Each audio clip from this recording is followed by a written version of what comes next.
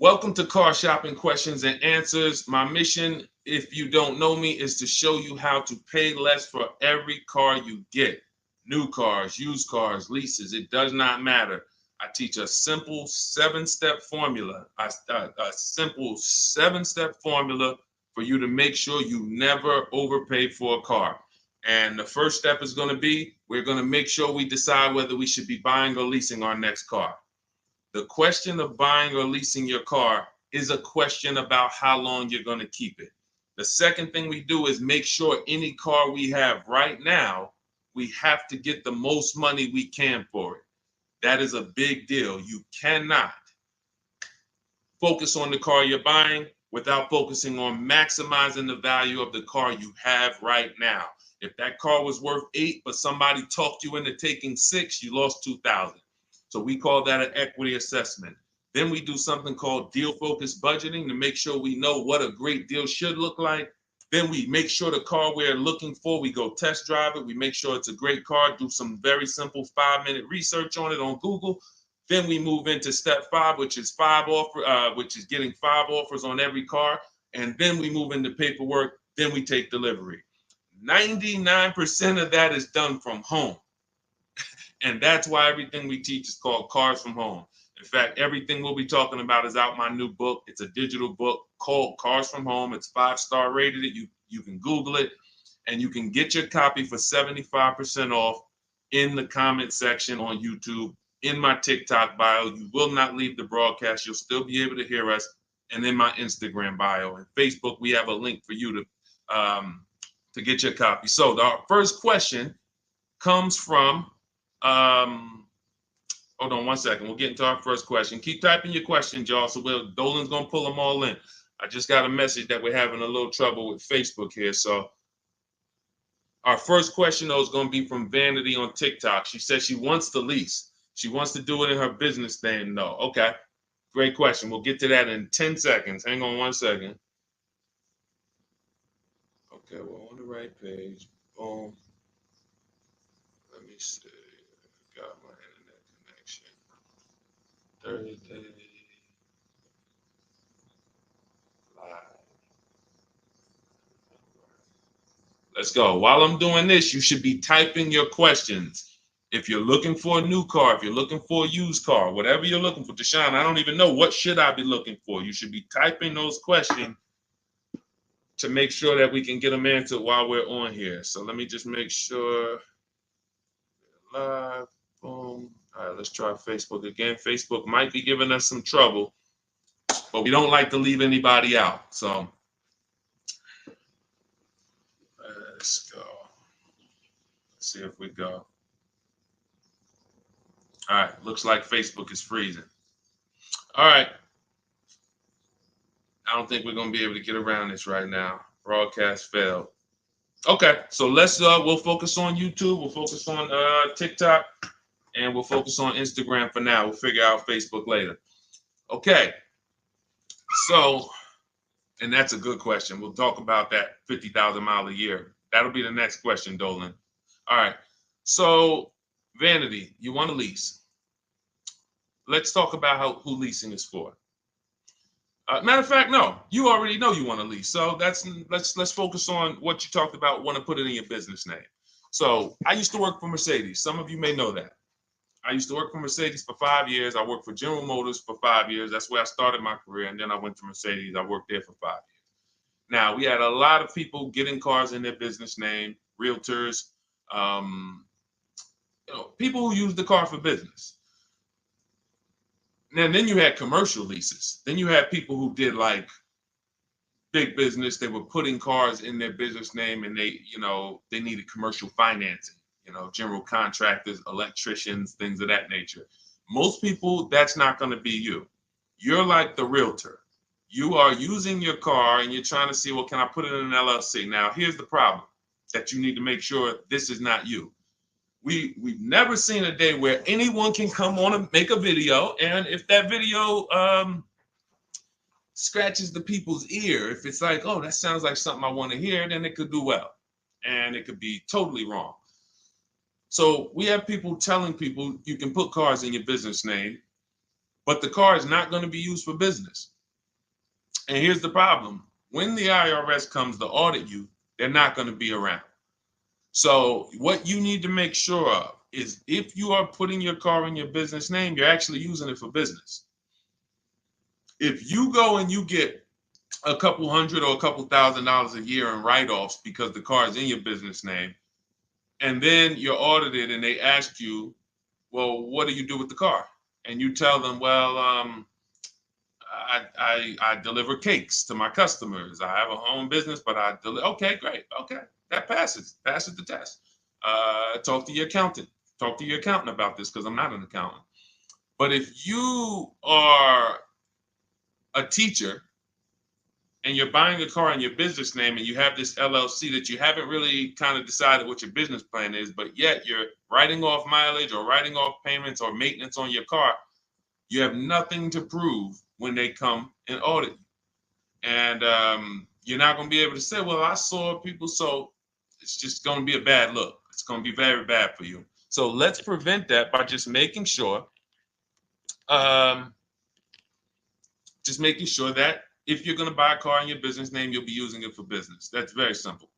And if that's the case, then everything's easy. I didn't even know people were going to put the car in their business name until the deal was done.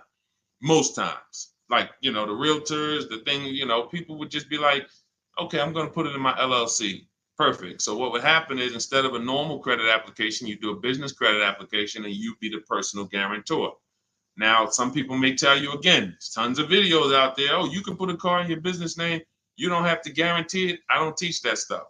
I've dealt with people who had fleets of vehicles that could not get a car in their business name without personally guaranteeing it. They had 10, 15 cars. Now, after you get, they might have not known because there's people you don't need that much, but it's not just easy to do. Maybe there's one bank that does, but again, I don't teach that. So if somebody said to you, you can put your car in a business name, no problem, no signing, no personal liability, then I always say go learn from that person how to do that. What bank does it? What car can I buy to do that? But the majority of people you're going to see are putting cars in their business name because they're using it for their job or they have a company, and that's it. Buy your car, learn to get your car to pay the best price for it, and then when they ask, whose name are you putting it in? You're putting it in your LLC's name. Super simple. It's not a hard thing to do. It's really based on your credit, but let me tell you something very important. I learned this the hard way. When I worked for Mercedes-Benz, I had a guy who came in, he bought an S550 from me. And he said, putting in his business name, all good. Now we get to the point where he calls me maybe a couple weeks after, and he says, hey, did the finance manager put the car on my business name? I said, yeah, absolutely. He said, it's still showing on my personal credit. I said, really? Because the whole point of putting the car in the business name is if you have two cars in the business name, the income from the business should be making sure that those $1,000 in car payments don't come off your debt to income. Don't come from your when you go and apply for new credit. If they see, wait, you got all these car payments, we're not giving you any more credit. That's the purpose, is they should not show because they're under the business. But there are certain banks, and in 2019, Mercedes-Benz Financial was one of them, who even if you put the car in your business name, they're showing it on your credit report. And again, that wasn't a happy day for me, but the finance manager didn't know either. So it wasn't even like, it was like, so I've been telling everybody since then, if your goal is to put your car in your business name so it doesn't show on your personal credit, make sure you talk to a finance manager that works in that brand and you make sure that it is not going to show, because sometimes it does. Great question. Go ahead, Dolan. I see we got a lot more questions coming in, so let's keep it moving. What's going on, Alex Rios? Good to see you, bro. Yeah, good to see you. Vicky, good to see you, Anthony Lewis. This is from TikTok. What's the best way to buy a Tesla? So you can't negotiate a price on a new Tesla. It's one price. You're going to order the vehicle. You don't have to worry about overpaying for the vehicle. Here's what you do need to concern yourself with. How are you going to acquire it? Are you paying cash? If you're paying cash, then there's no negotiation. You go, you drop your check, no problem. If you're leasing it, you need to make sure that you're not overpaying for the lease. We have something we could see. All right, let's get into the meat and potatoes of paying less than everyone and making sure we don't actually overpay for anything. We have something, the 1% lease rule has been around forever. That means if I'm looking at a $40,000 car, when I shop, if I get a payment under $400 with no money out of pocket, it's a steal. In my book, I call that the steal. We have 3 different types of lease outcomes. The steal is 1% or less. The deal is between 1% and 1.5.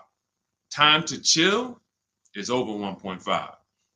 So, because I saw these people signing terrible lease deals. If you look at your payment, divide it into the MSRP, take your down payment out of it. You got to put your down payment back into, you got to do some math to say, all right, what would it have been if I didn't put that 3,000 down, that 5,000 down, and you just do like a sign and drive? If you divide that payment into the MSRP and it's over 1.5%, there's no value there for 12,000 miles per year. We adjusted. We got 15,000. Jen just got it. She just got her 18,000 mile a year lease because we do high mileage leases. That as long as we still have a great deal, there's nothing wrong with, oh, I shopped my best offer. It was 1.1 or it was 1.2 or it was 1, and then I adjusted the mileage, and now it's higher, but still it's a deal because you have to have a deal before you adjust your mileage. But if you do that and your payment's over 1.5%, there's no value in leasing that vehicle. You're paying too much money for a vehicle you're giving back. Say, what's up, Parth Patel? Good to see you. Same thing with 4-year leases. Add up all the payments. You'll see. I had to create these boundaries because people didn't know they're overpaying. People didn't know why. It's too much money for a vehicle you're not going to own. Leasing is a value play. It's okay, if I'm going to spend $400 a month, what's the most vehicle I can drive for $400 a month? Well, some people for $400 a month, they're driving a $30,000 vehicle. Some people for $400 a month, they're driving a $40,000 vehicle. Some people for $400, they're driving a $50,000 vehicle. There are people who, the better lease value you get, the more value you have. It's just, leasing is a value play. So when you add up all these payments, that's what you need. So that's what you need to concern yourself with if you're going to lease the Tesla. And if you're going to finance it, then you need to make sure that you are doing what we call the bank bidding war. I teach this in my book. If you want a copy of my book, you won't pay the $97 price. We have a book launch offer. It's 75% off. You can get your copy in the comment section on TikTok, on YouTube, or in my TikTok bios, or in my Instagram bio. It'll be in your inbox in literally 2 seconds. In fact, as soon as you pay, on that thank you page, you get 2 very important things. One is the link to open the book. I also email you a copy. And then I tell you, screenshot that page so that you can have the support email. I also have the support email for my team on the screen here on YouTube. This is only for book deliveries. Do not write us with questions. We have, this is how we help people. We have our boundaries of how we help people. I don't take questions from email. That is to make sure you get your book, just in case you type your email wrong. But in there, I teach something called the bank bidding war. So the bank bidding war is when we make banks and lenders compete for our loan. Rates are high right now. Even when rates are low, though, you should be making, you know how many banks and credit unions want to compete for your loan, but you're not giving them a chance? What's up, Jakara? You're not giving them a chance? There's tons of banks around us, online banks, credit unions, and you're just only going to Navy Federal, or you're just only going to the dealership. If you save 1 point on it, if you buy that Tesla and you save 1 point on your interest rate, that could be over $1,000. If you overpay, depending on your loan, if you're going like $50,000, 2 points could be $3,000, $4,000. So we take, in order for you to get a great deal, remember this, and then we'll pull up the next question. In order for you to get a great deal, I'm gonna make this very simple for you. You have to know that there are 3 transactions to every car deal. Not every, but if you have a car to replace, when you trade a car to a dealership, that's 1 transaction. That's why there are companies out here that want to buy cars. They don't even sell cars. They just want to buy them. They're wholesalers, and then we have companies that want to buy cars. They don't care if you buy a car from them. They just say, "Can we buy your old car?" That's one transaction. Then there are banks who want to lend to you. They don't sell cars. Hey, if we could just, can we just get in on your loan? Will you give us a chance to? That's another transaction. And then buying your car from someone, that's a third transaction.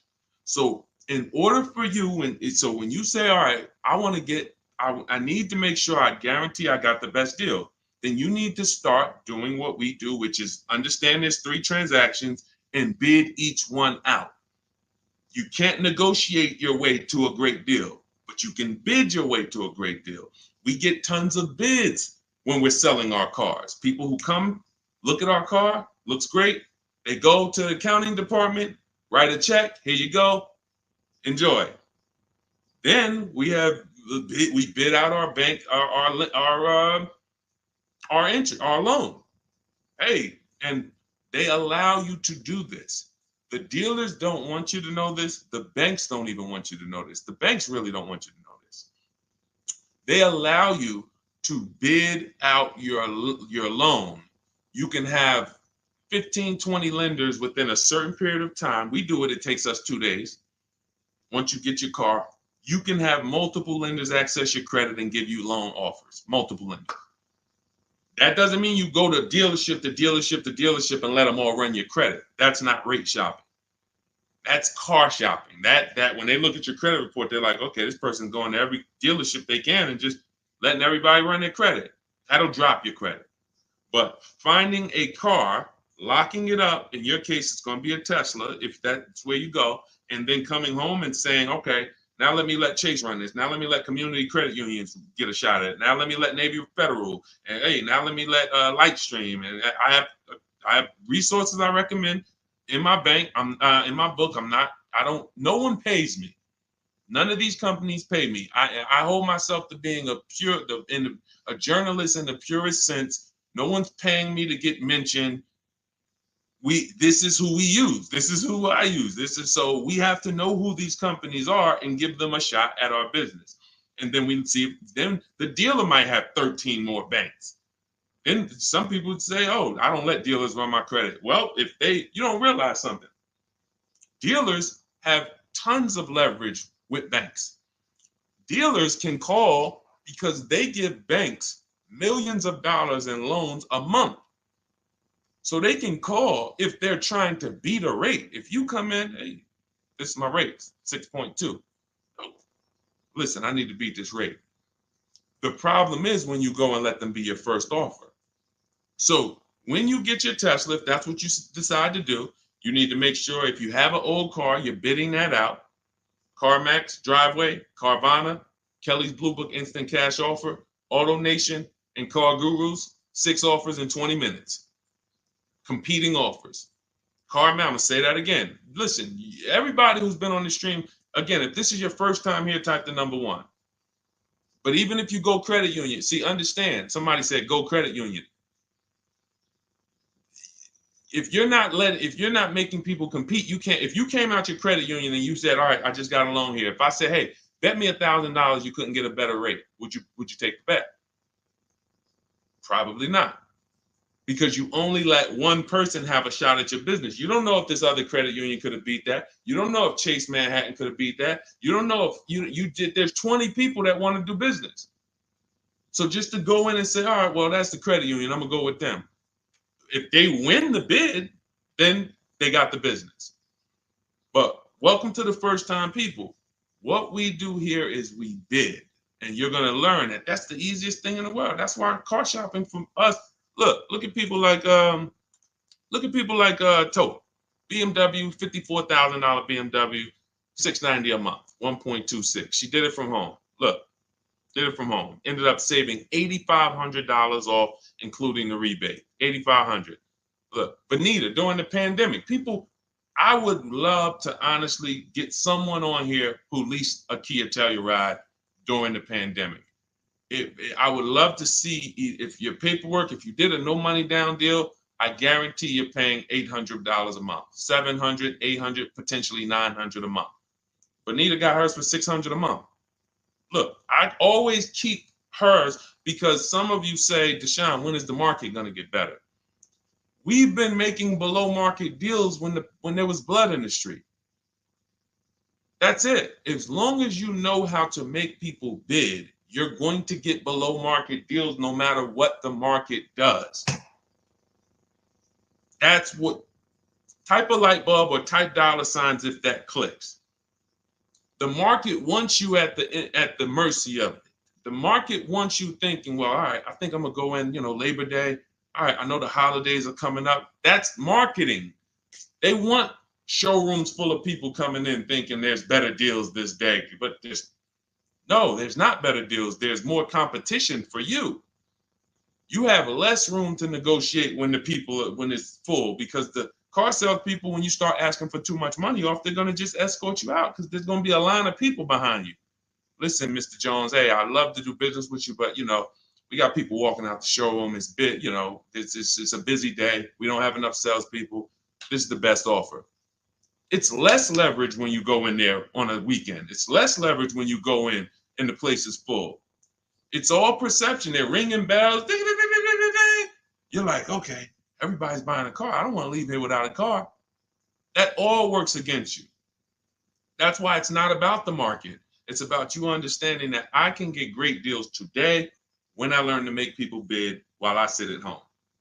And that's what I want you to get in my book, Cars from Home. It's a digital book.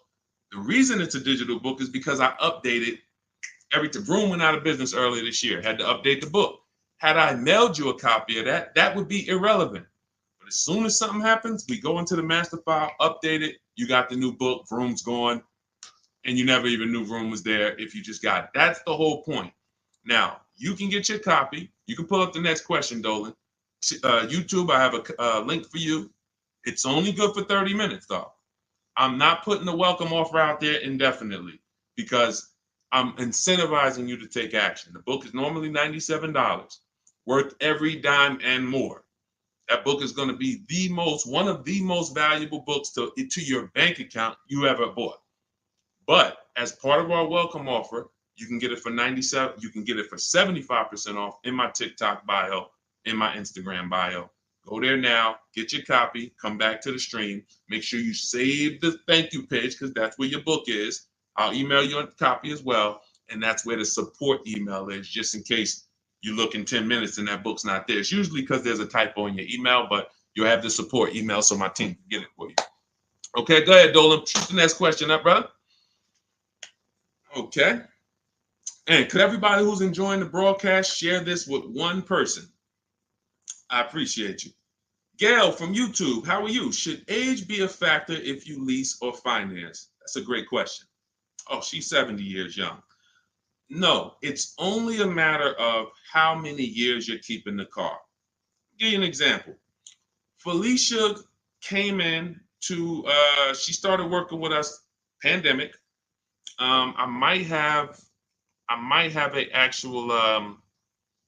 a picture of her BMW she got. She never thought she could afford a BMW because who knows how every $5,000 on a car loan is about how much per month.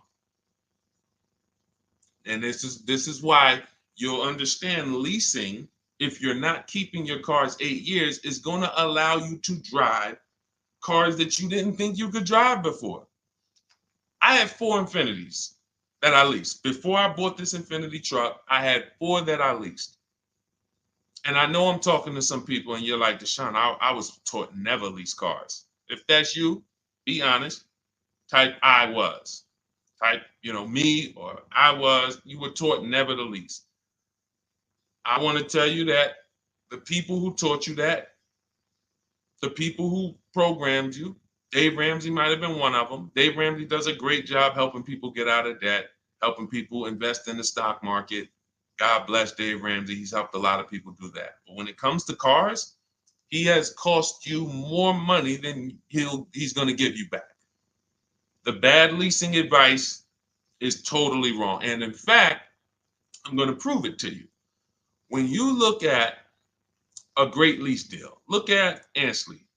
Ansley gets a 2024 QX60 Infinity $58,000 truck. He's paying $554 a month. Every $5,000 on a car loan is about $100 a month. So when you walk into a car dealership and you're shopping, you're looking at a used car, you're looking at a new, when you see $10,000, you should think to yourself $200 a month. You see, oh, I see you asking 25 grand for that. You should think $500 a month. Oh, that's a $50,000 vehicle, $1,000 a month. Because here's why that thinking will protect you, because that's based on a 5-year loan. The max I'll ever recommend you go is on the 6 years. You can go 6 years. But anything longer than that, now you're in the 40-year mortgage category. What do you mean 40-year mortgage? Who didn't know that there were 40-year mortgages available? I'll do you one better. Did you know there's 50-year mortgages available? Did you know that? Who right now would sign up for a 50-year mortgage? Anybody? We got a bunch of smart people on here. Anybody signing up for a 50-year mortgage? No? Okay, I didn't think so. So when you go in and you see a $1,000 car and you say, all right, every $5,000 is $100 a month. That's going to cost me about $1,000.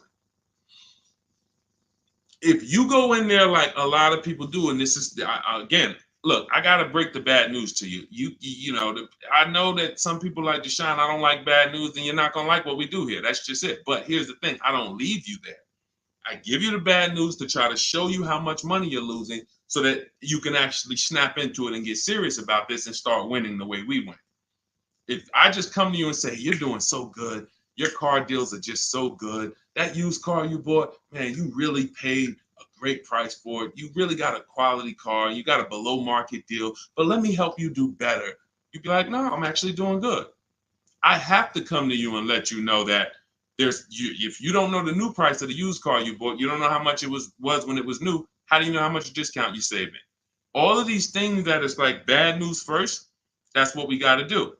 So when you say if you don't know that every 5,000 is $100 a month, here's what you do. You go into the dealership and you say, all right, you look at the same $50,000 car that should register at about 1,000, and you say something like this. Could you get that to like 700, something like that? Okay, how much money could you put down? I could probably put down like 10. Okay, even if you put down 10. Now that should, in your mind, if you went from that 50,000 to 40, you should be like, okay, well, even if I put 10 down, I'm still going to be around 800. But here's what they're going to do.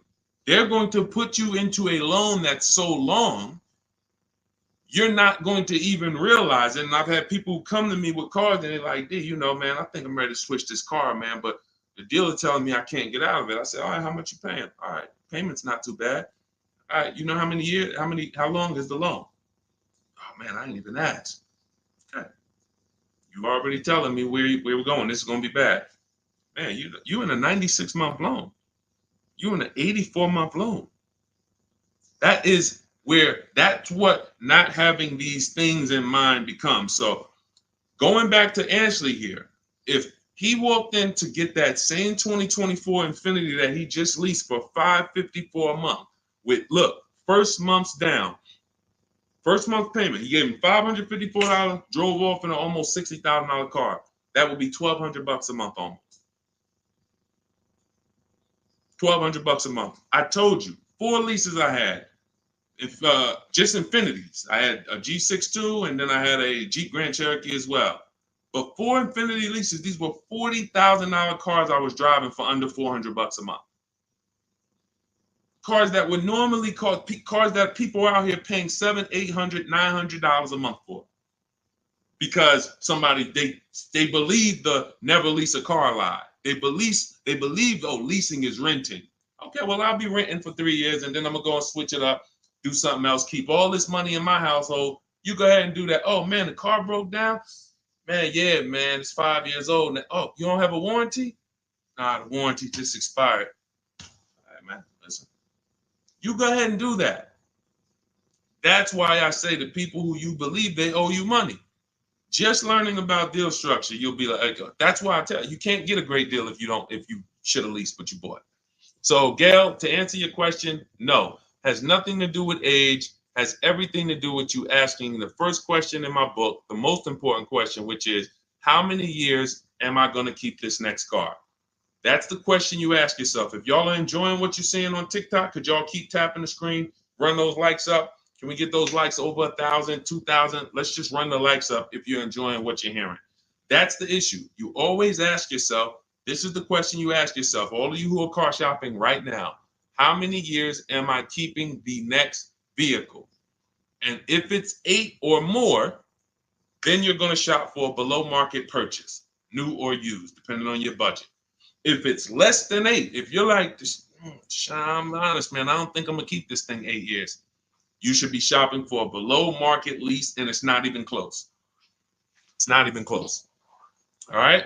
Doesn't have anything to do with your age, Gail. Go ahead, Dolan, shoot the next one up.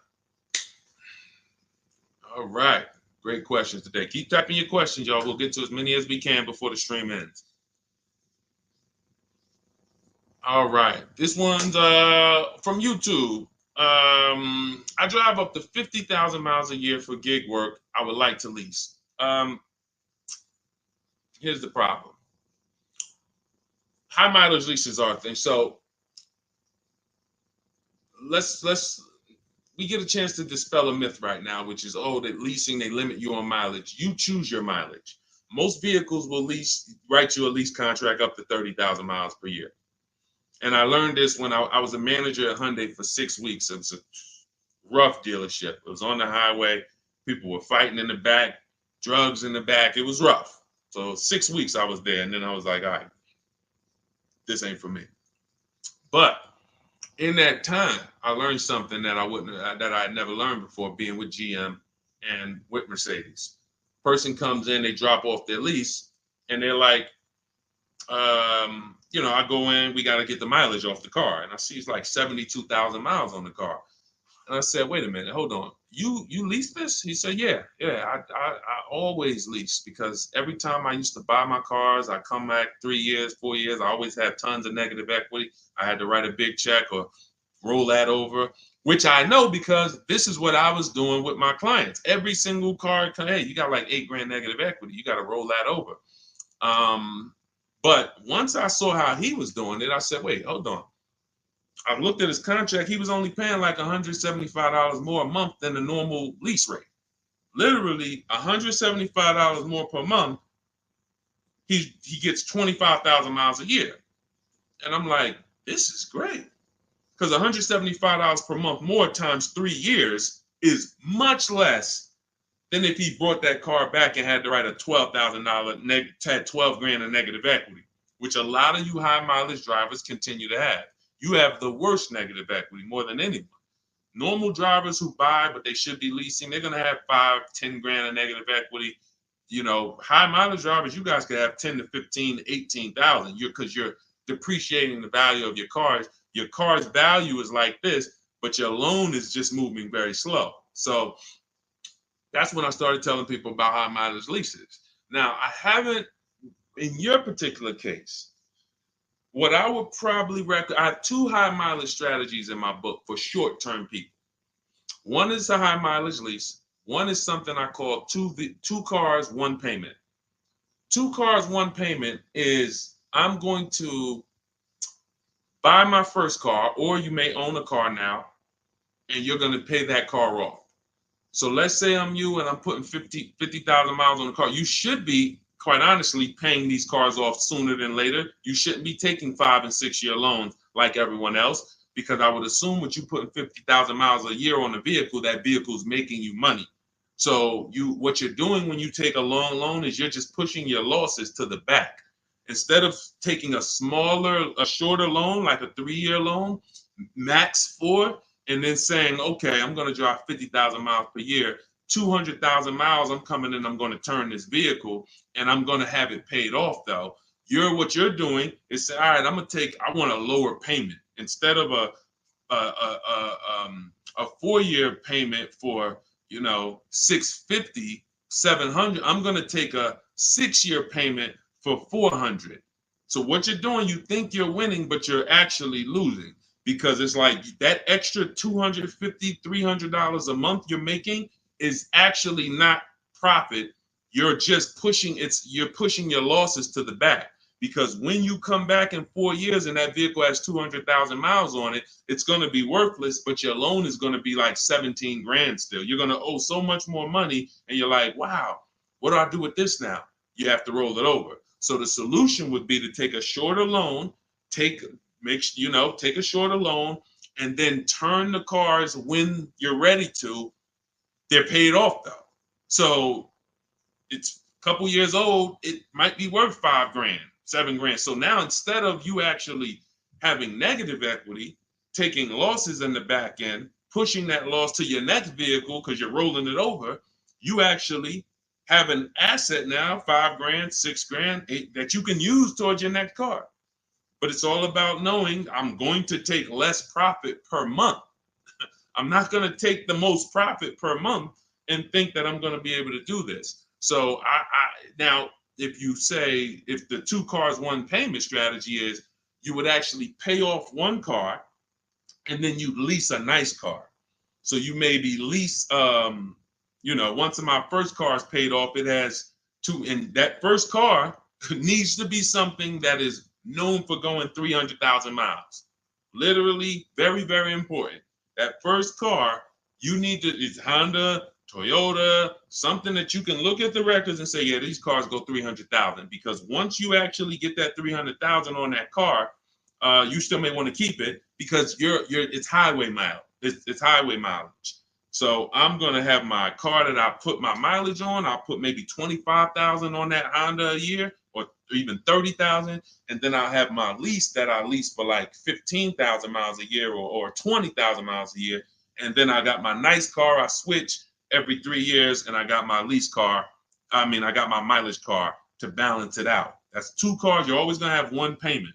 So that's really 2 strategies for you to consider: buying a car, taking out a short loan, switching the car every 4 years or so, and not leasing. Just literally run the miles up, make your money on it, come back, do it again. But do not buy these cars and put 5 and 6 and 7 year loans on them at all. That's what most people are doing, by the way. All right. Go ahead, Dolan. Great question. Great question. I love this stuff, man. I love this stuff. Kino, I see you. Armando Lara, if you're enjoying the stream, type $signs. If you're enjoying the stream, type $signs. $signs. I already know this stuff. I already know this stuff. I need you to know it. I need you paying, I need you confident in your deal. All right. TDA Tastemaker from Instagram. If I have a car in my possession, but I defaulted on my loan, but I still have the car, what's the best way to get my title? I don't know. You're not paying the loan, you defaulted on it, and you're trying to get the title. No way. There's no way. They're not going to release the title until it's paid off. Got to figure out a way to pay or sell. I don't even know. Can you sell it? Depends on where you are. How far behind are you? We can try to get out of that car, go into something less expensive. I would try to sell the car. I would go on CarMax, Driveway, Carvana, KBB Instant Cash Offer, AutoNation, like Car Gurus. Get my 6 offers, see if you can sell it. Go into something less expensive because that repo is going to follow you. So what's happening is this is baggage. This is why I need you to either fix your credit over the next couple years. You can follow Shonda Martin. Y'all know I recommend her all the time. She's just like me, but she does credit. She'll get on, tons of hours of information. She helped me, just little tips she helped me. I went like another 50 points on my credit score, just stuff I didn't understand because I don't study credit. You know what I mean? I'm not an expert in credit. Even though credit involved, think about that. Credit is a big part of what I teach. But I don't go into credit because that's its own subject. So Dave Ramsey would be like, hey, well, a lot of my people are buying cars. I guess I'll talk about that too. No, let the experts talk about that. You go find the experts and bring them to your people. So I always say, I don't talk credit, follow the experts. But when there's negative equity and bad credit affect your car deals. So the mission is, how do I make deals without negative equity? You got to know the cause. You should be leasing, but you keep buying. You should be shopping for below market leases, paying cents on the dollar, but you keep buying. Second cause, the second thing affects your deal is bad credit. So we got to make sure that we are working on our credit, and until your credit is fixed, you should be driving something inexpensive. Get the least expensive car you could afford. I mean, that'll Facebook Marketplace, drop $2,000, $3,000, $4,000. Find someone who's an owner. You want to find someone. I picked up a car because I work from home. We have another car. We got the Infinity truck. I picked up a car from a grandfather. He was 98 years old, and he owned it for 10 years, and it had 70,000 miles on it. It was an '08. I said, listen, how much? He said, $3,700. I said, all right, let's go. It's a great deal, and it's just my point A to point B car. Why do I need a car that I'm going to tie up a bunch of money in to go? I drive that car 1,000. If I drive that car 100 miles a month, 200 miles a month, that's a lot. You have to know, and I call this in my book, the SMART strategy. It's called saving money at the right time. If your credit is not right, you don't need to go out and try to flex. You need to be trying to get something inexpensive. Oh, but they're going, man, I can't pull up like this. Then you go ahead and be financially foolish. Go ahead, pay 19%. Go get the Dodge Charger you want and pay 20% on it. And you're gonna overpay for the car. Go ahead, do that. But don't say I told you to do that. So what I'm doing is I'm getting an inexpensive car that I'll find on Facebook Marketplace that an owner has had in their driveway. They know everything about it. Pick it up for a couple grand. Don't buy from these dealers who pose as owners who just got the cars from auction. You ask them, hey, how long you had it? Hey, what happened? They don't know anything about it because they just got it. And I'm getting an inexpensive car until my credit is established. And what I would be doing is literally driving that car for 18 months or 2 years, getting my credit right, and then I'm going to lease something brand new. And be like, Dad, so you just went from that car to pulling up with something brand new? How you do that? I had a plan. That's how we do. So all of this, everything I'm teaching is out my new book. It's called Cars from Home, 7 Steps to Saving Time, Money, and Avoiding Dealerships. It's normally $97. You can Google it. It's 5-star rated. I think we have, how many ratings do we have now? I think we have, thank you to everyone who's reviewed the book, who's rated it. I appreciate it. 58 ratings. Appreciate it. You can read what people say about it. You can see how they've used it. You can see everything. So you won't pay the normal $97 price. If you go to my TikTok bio, as long as you get there before that timer hits 0. If you went to that page and that timer started clicking, once it's 0, it goes back to $97. You won't get the 75% off. So go back, get your book, and then you can come back to the stream. But make sure when you get your book, you save the thank you page so you can have the support email just in case your book doesn't hit, you usually type your email wrong, you type in too fast. We'll make sure you get it. And then on YouTube and Instagram, you go to my bio, get your copy. YouTube and Facebook, we have a comment for you in the link. We have a link for you in the comments. Next question, Dolan. Go ahead, man. This one from Instagram. I'm doing a regular lease. I need help. Can you explain the 1.2? Okay. Can you explain the 0.125 APR again? Should that be close to my monthly payment? Can you help? I'm trying my best, but they're trying my patience. So, first thing you're going to understand is the 1% rule. All right. When we go out to lease a car, in our deal focused budgeting step, this is something in our step 3 in my book. It's 7 steps.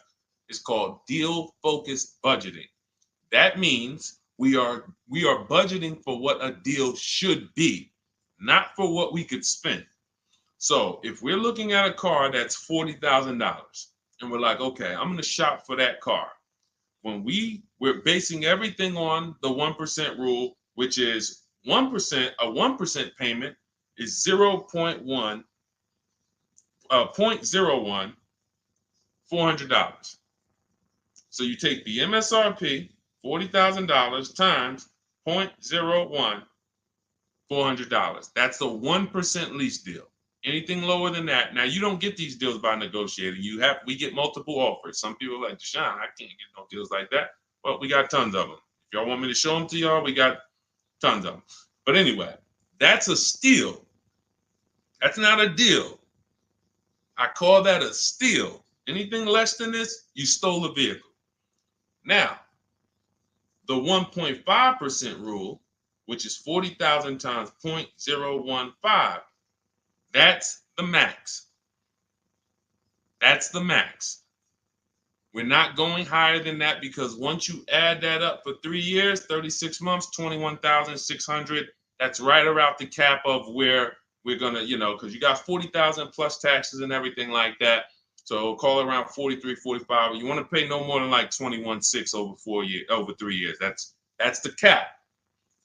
And if that's the best offer, it could be the lease program. They don't have much support. They got a high money factor. They got not much rebates, high demand, whatever it may be. But once we get 5 offers, if it's over 1.5%, we don't get those cars.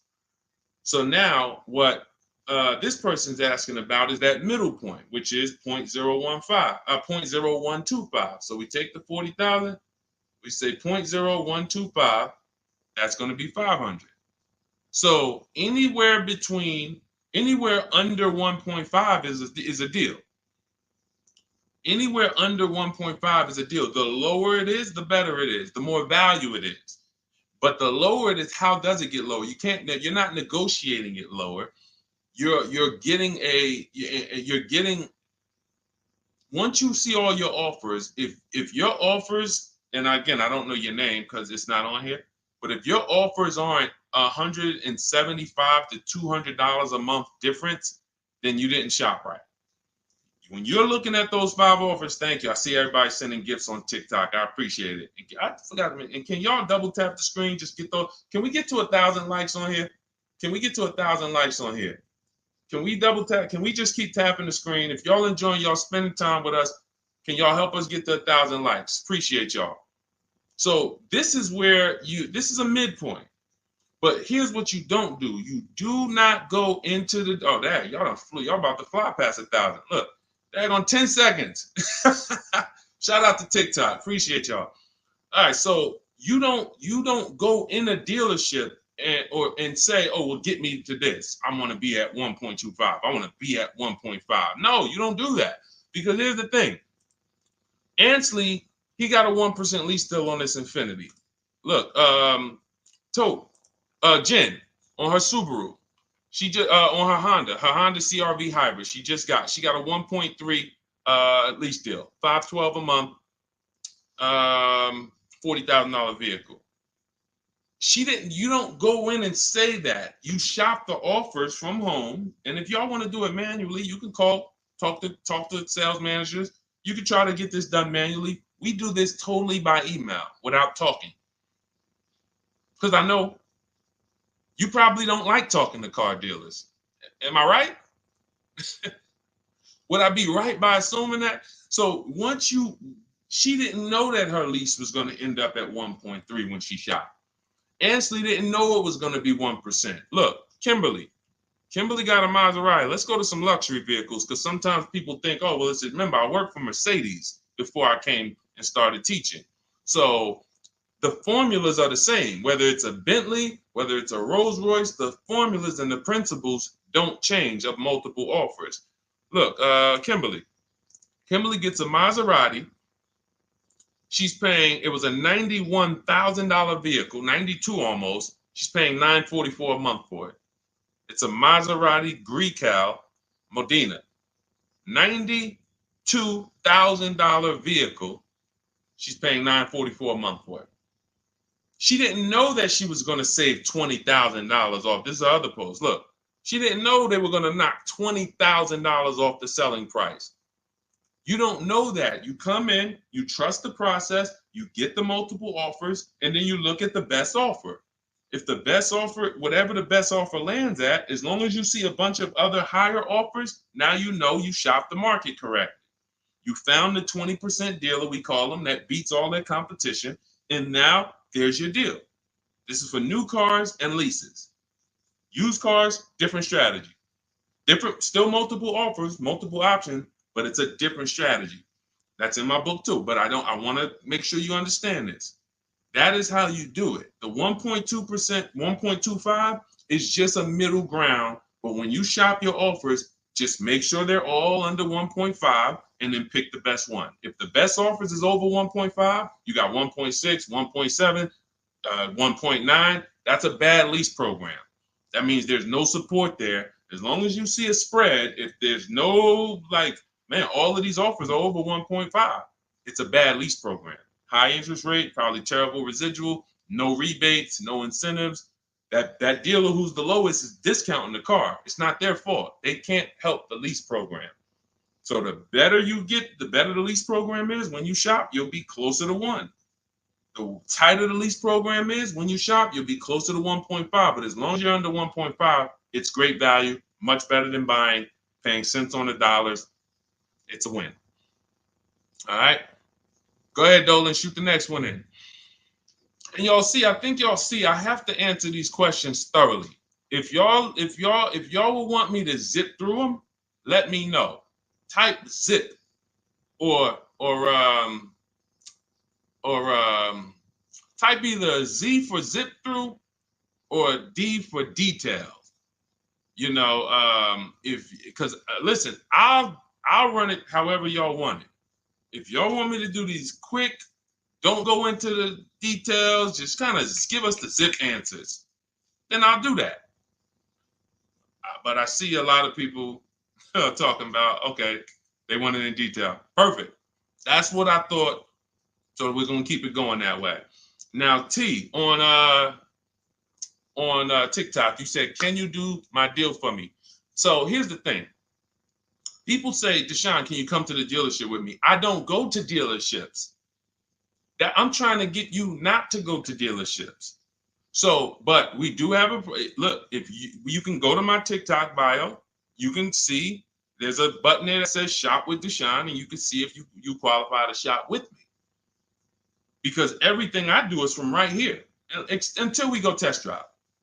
Until we go test drive. So, but if you want to learn how to do what I do right here, and you want to do it together, go see if we qualify to shop with each other. I don't shop with everybody though. I can't. So go there. That's a separate thing. And let's go. I think we got time for a few more. This one's from Instagram. I'm looking at a 2024 Mazda CX-5, $39,445. I see a fee listed. What is silent security? That's what 80% of dealers do. See, don't try to change 80% of dealers. They are going to actually charge you as much as they can. When you negotiate with them, they're going to say, this is my best price. They're not lying to you. That's their best price. That's not their competition's best price. So when you're sitting at home, unfortunately, I think you could be from this mindset. Deshone, aren't all the Mazda dealer prices the same? There are people who think that. There are people who think like, okay, it's like the Apple store. Like Apple store next to me, Apple store in Santa Clara, California, Apple store in here, it's gonna be, these are all the same price. I'm gonna just deal with who's closer. It's like McDonald's, right? Same price here, let's go to the closest McDonald's. Nope, it's totally different. These are competitors. These are competitors, individually owned franchises. They compete against each other and they try to beat each other, which is why when you get to a dealership, what don't they want you doing? I want to give y'all some time to type this in. What don't they want you doing? Once you sit down in that seat, if they can get you to sit down in that seat, which we don't do. We never talk numbers in a dealership. We're there to test drive. What don't they want you doing when you're in a dealership? Y'all don't need to hear this from me. You've experienced it. They don't want you leaving. Thank you, Smokey. Thank you, Smokey. Newberg, yes. They don't want you to leave. Luis Soto, I see you on Facebook. Don't leave. Look, you had, so now, see, as we pull back the curtain, there's new brain cells that are being developed now, things that you weren't aware of. Now you'll see why. That's why. Because the last thing they want you to do is shop their competition.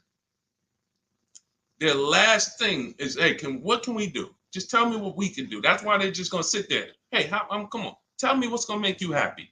Well, what's gonna make me happy is you give me time, let me go home and actually, shop around a little bit. But is there a number? Is there a number that I could offer you where you wouldn't even shop?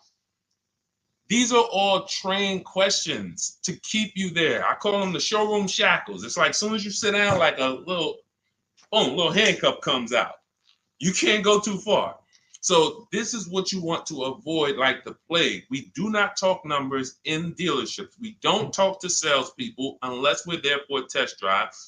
These are things that everybody who I'm sharing with you, from Greg to Danielle with her Audi lease, Eddie on his pre-owned, on his Toyota, got a brand new Toyota last year, still during the pandemic. It was still, look, he said, I shopped around. I was able to get everything I wanted, plus more, $2,086 under MSRP in a 1 week window. 1 week. So this doesn't take a lot of time. Some of you like, Deshone, well, I only got a couple days. Could I make a deal in a couple days? Look, not even Eddie. I'll give you one better. Look at Ansley. Ansley's got his, Ansley, look, on his 2024 Infiniti, he said, look, I started the process Saturday. I accepted a deal Monday. I need you getting these deals in 90 minutes. 90 minutes. I have never gotten any car that I ever got spent more than 2 hours on the whole process. Never. From home. Now, I want you to spend more time than that shopping. Shopping is deciding what you want. Going test driving, going seeing cars, seeing options, looking at cars, deciding that. No rush on. We don't let anyone rush us on that. But when it comes time to get the below market deal, 90 minutes. We got the internet. Why should it take me more? We do everything we do. So look, 2 days, Ansley did it. This is what you have to do. Like, get out of that old process of being trapped in dealership and realize, Messing King, the dealership you're looking at is just one of many. The whole area around us is one big marketplace. If there's 25 Mazda dealerships around us, you're going to know. I'm talking to all of these people. They're fighting for my business in my email. They blowing my email up. They all want to sell me a car, and may the best dealer win. It's empowering. It's beautiful. So everything is in my digital book, Cars from Home, 7 Steps to Saving Time, Money, and Avoiding Dealerships. You can get your copy for 75% off as part of our welcome offer. How the heck did we go from 500 likes to 3,200 likes on TikTok? Shout out to y'all. We on 2 TikTok channels right now. But y'all done blew this one up. Appreciate y'all. In my TikTok bio is your copy of Cars from Home. You'll also get the bank bidding war blueprint for those of you who are financing, and teach you how to make banks and credit unions bid, and everything step by step. You won't pay the normal $97 price. You get there before that timer hits 0. You'll get it for $24, which is 75% off. Same thing in Instagram. Go to my Instagram bio now. Before the timer hits 0, you only got 30 minutes. Get your copy for $24 instead of $97. And on YouTube and Facebook, we have a link in the comment for you guys to get yours for 75% off. All right, Dolan, let's roll with I think we got time. Let's see how many. Go ahead, shoot the next one up. Looking at the clock. I have front bumper damage on my Ford EcoSport and 3,500 negative equity. What should I do? There's only 2 things you can do to get out of negative equity and into a new car. One of them, there's 3 things actually, but one of them doesn't get you a new car. Negative equity, I call the bad credit for people with good credit. It's the only time I see people will walk in the dealership with a 750 or 800 score, they leave with no car. Negative equity stalled the whole deal. So what you want to do is you get your bids, Young King, you get your bids from these companies, CarMax. This will take you 20 minutes. This is step 2 in my book, the equity assessment. We need to know what the real equity is, what the real negative equity is, and we don't do that based on an algorithm typing in 2,000 this, and then in 5 seconds This says, oh, your vehicle's worth this. Now go fight for it. No, we get offers. So you're going to go to CarMax, Driveway, Carvana, Kelly Blue Book, Instant Cash Offer, Car Gurus, and Auto Nation. You get those 6 offers. Now, the best thing for you to do is to close the gap and pay the difference. So whatever your highest offer is, if you have the money, I will pay the difference, because none of those higher offers are going to be as good as no dealer is going to be able to get close to your highest offer over there. Now, a thing for you is if all your offers are under 10 grand, you can list that car on Facebook Marketplace. I would sell it privately if the offers are around 10. Once you get to like a $12,000 car on Facebook Marketplace, you're really limiting your options because people need loans. So not too many people can come in and stroke a check for 10, 12 grand.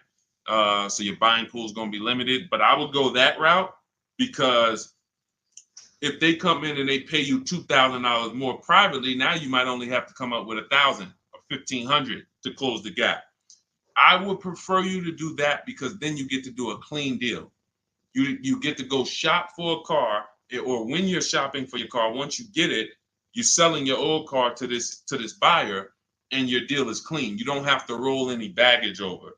Now, if you can't pay the difference, you now have to bring baggage over. And unfortunately, you have to do what we have a curse word here. We don't say it much. I don't like to use it. It's a curse word. It starts with a T. Does anybody know the word that we use? Something we don't do. We don't do. But you're going to have to do it if you can't pay the difference between the negative. Thank you, Ivan. Trade. Thank you. I love my people. Man, listen, man. I love the people who locked in. You could tell the people who just like, man, Deshone, listen, I hear you, bro. My money's important to me. I can't be out here on a stream with you and not be getting what you're saying. Like, my money means something to me. Correct. Trade. We don't trade, because again, you're not going to get the most you can get for your item trading it. You get the most doing what I told you to do over the last 90 seconds, which is putting it on the market, multiple offers, competing, blah, blah, blah, blah, blah. So if you have to trade, then what would happen is you would have to shop for your vehicle, get your best offer, and then once you get your best offer, you would have the used car manager look at your car and say, okay, we're going to roll that over. So, if your best offer over here would have resulted in $3,500 in negative equity, when you get your best deal here, they're going to now, it's probably going to be $5 grand in negative equity, because they can't pay those prices that Carvana and Driveway and Auto Nation, they can't compete with that.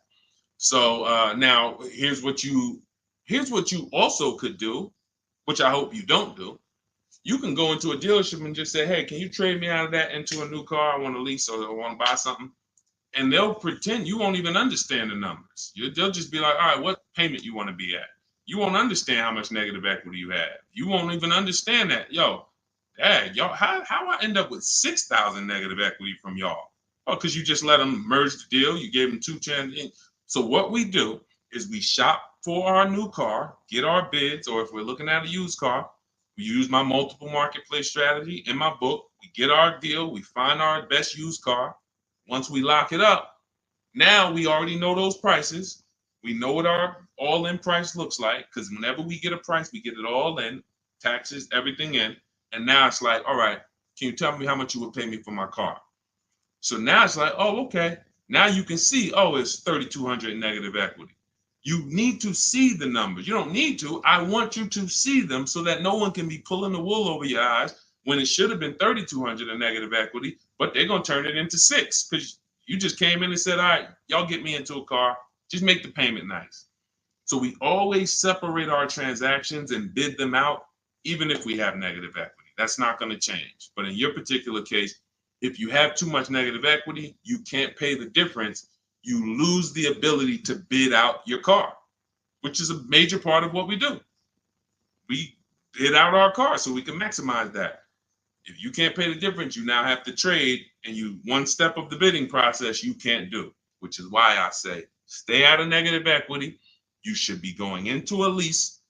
It's no way. Only people who should be going from negative equity to another finance is if you had an emergency. which means like, okay, Deshone, I had a small car and my wife just had twins. Like, you know, I had a two-seater, I had a coupe.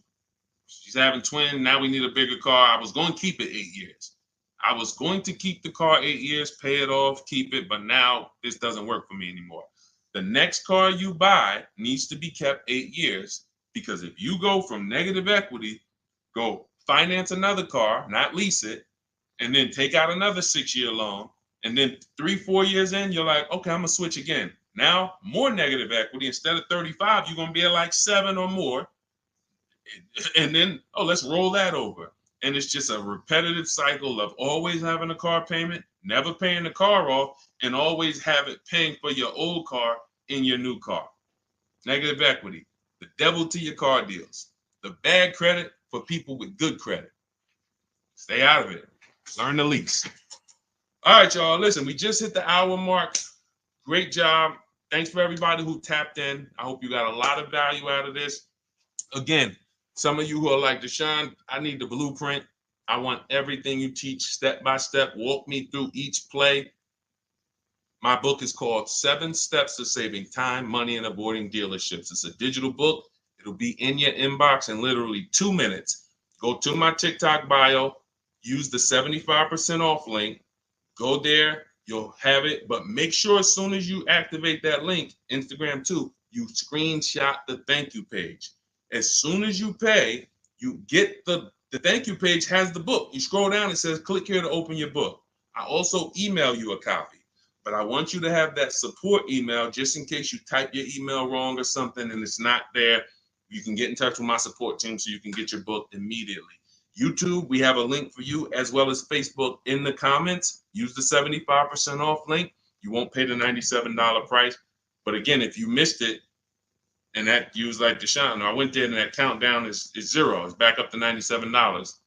It was a 30-minute offer, and I've been saying that for the last hour I've been on here. So it's still worth it at $97. There's no one who's going to get that book, use it, and be like, Deshone, that wasn't worth $97.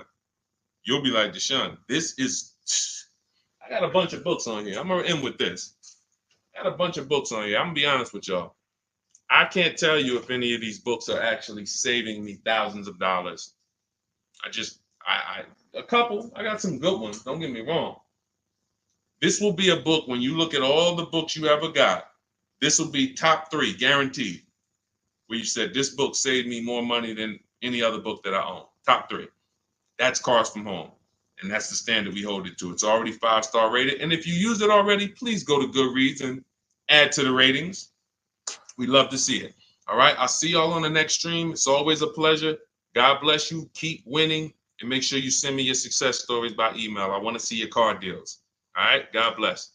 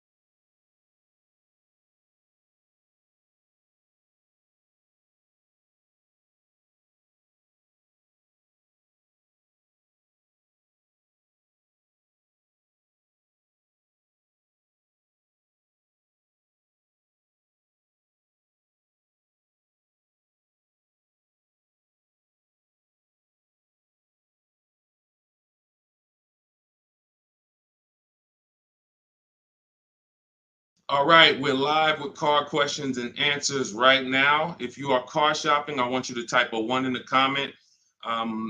Right now, everyone's overpaying for cars. It is absolutely, it's crazy what I'm seeing right now. And as someone who spent 14 years in the car business, I cannot believe that people used to take car buying. People used to get okay deals. Back then, people weren't getting, hammered the way they're getting hammered now. But I see these deals. I get DMs all the time. People are sending me the prices they're paying, and I can't believe it, and I want to stop it. So what we'll be doing right now is making sure Anyone who's shopping for a car, I want you to start asking your question. We got our first question coming from TikTok. As you come in, share the broadcast with some, if you enjoy it, if you're enjoying what you're hearing as we talk over the next hour, tag someone in, because most likely one of the people that I'm talking about who's out here overpaying for cars is someone you know. So no, I guarantee you no one will ever be mad at you sharing my page with them. I don't tell jokes. I don't waste time. All we talk about is thousands of dollars and how to make sure you keep it in your pocket. This whole live will be sponsored by my new digital book. It's called Cars from Home, 7 Steps to Saving Time, Money, and Avoiding Dealerships. Everyone who types a 1 in the comment on Instagram and Facebook, I'm going to send you a link to get your copy at 75% off. Everyone on TikTok, you want your copy 75% off. It's an instant download. You go to my TikTok bio, you won't leave the broadcast. And everyone on YouTube, we have a comment pin for you so you can get your copy for 75% off. That's the blueprint. That's the guide. That's the step-by-step for leasing, purchasing, new cars, used cars, high mileage strategies, bad credit strategies, all step-by-step so that you can have the blueprint to make sure you're not one of these people out here that's overpaying. Okay, so first question came from Coral on TikTok. Will better incentives be coming out by December? You never know what incentives there are. People will lie to you about incentives. And in fact, when you walk into a dealership, if you ask them, do you have any incentives this month? What do you think they're going to say? Even if they don't have any, they're going to say yes. Because they're never going to say, no, we don't have any, come back next month. You'll never hear that. So how do we know what the real incentives are? And just so I can be clear, because I want to talk in a way for the most, even if we got high schoolers on here coming out of high school and want their first car, I want to talk in a way you can understand this. In fact, you might get this more than some of the adults who've been programmed a little harder because, you know, they've been doing the same thing for years. Incentives or rebates and low interest rates and anything the manufacturer puts on a car to help it sell more. So it could be a military rebate. It could be a conquest rebate. Conquest rebate is a rebate for a competitor's car you own. So if you're buying a Lincoln and you have a Jaguar, they might have a conquest rebate, a loyalty rebate, dealer cash, which is not a rebate. It's just literally cash that the dealers get to make deals with. It might be $1,000, $3,000 dealer cash. Federal rebates, we're seeing a lot of that with electric vehicles. There's no obligation for them to tell you about any of this stuff. If you go in there and you get a car and you didn't know any of this stuff existed, it's buyer beware. You lost. You don't get to sue anybody and say, wait, guys, I found out you guys had $7,000 in rebates you didn't tell me about.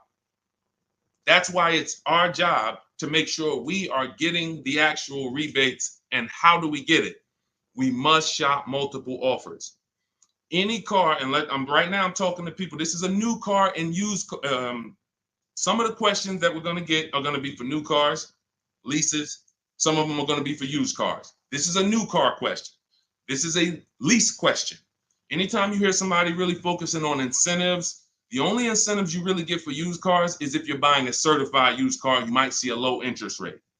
That's really one of the only incentives. A certified Honda might have a 1.9 interest rate. You're not going to see that. You're not going to see any rebates off a used car.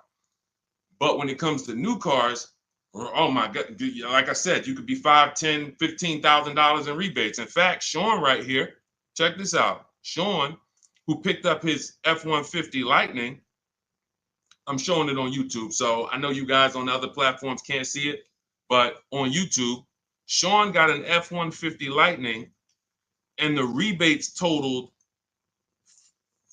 $15,500. When I worked for Mercedes, I sold a Maybach. It's actually called Maybach, but you know, most of you guys probably know it as Maybach.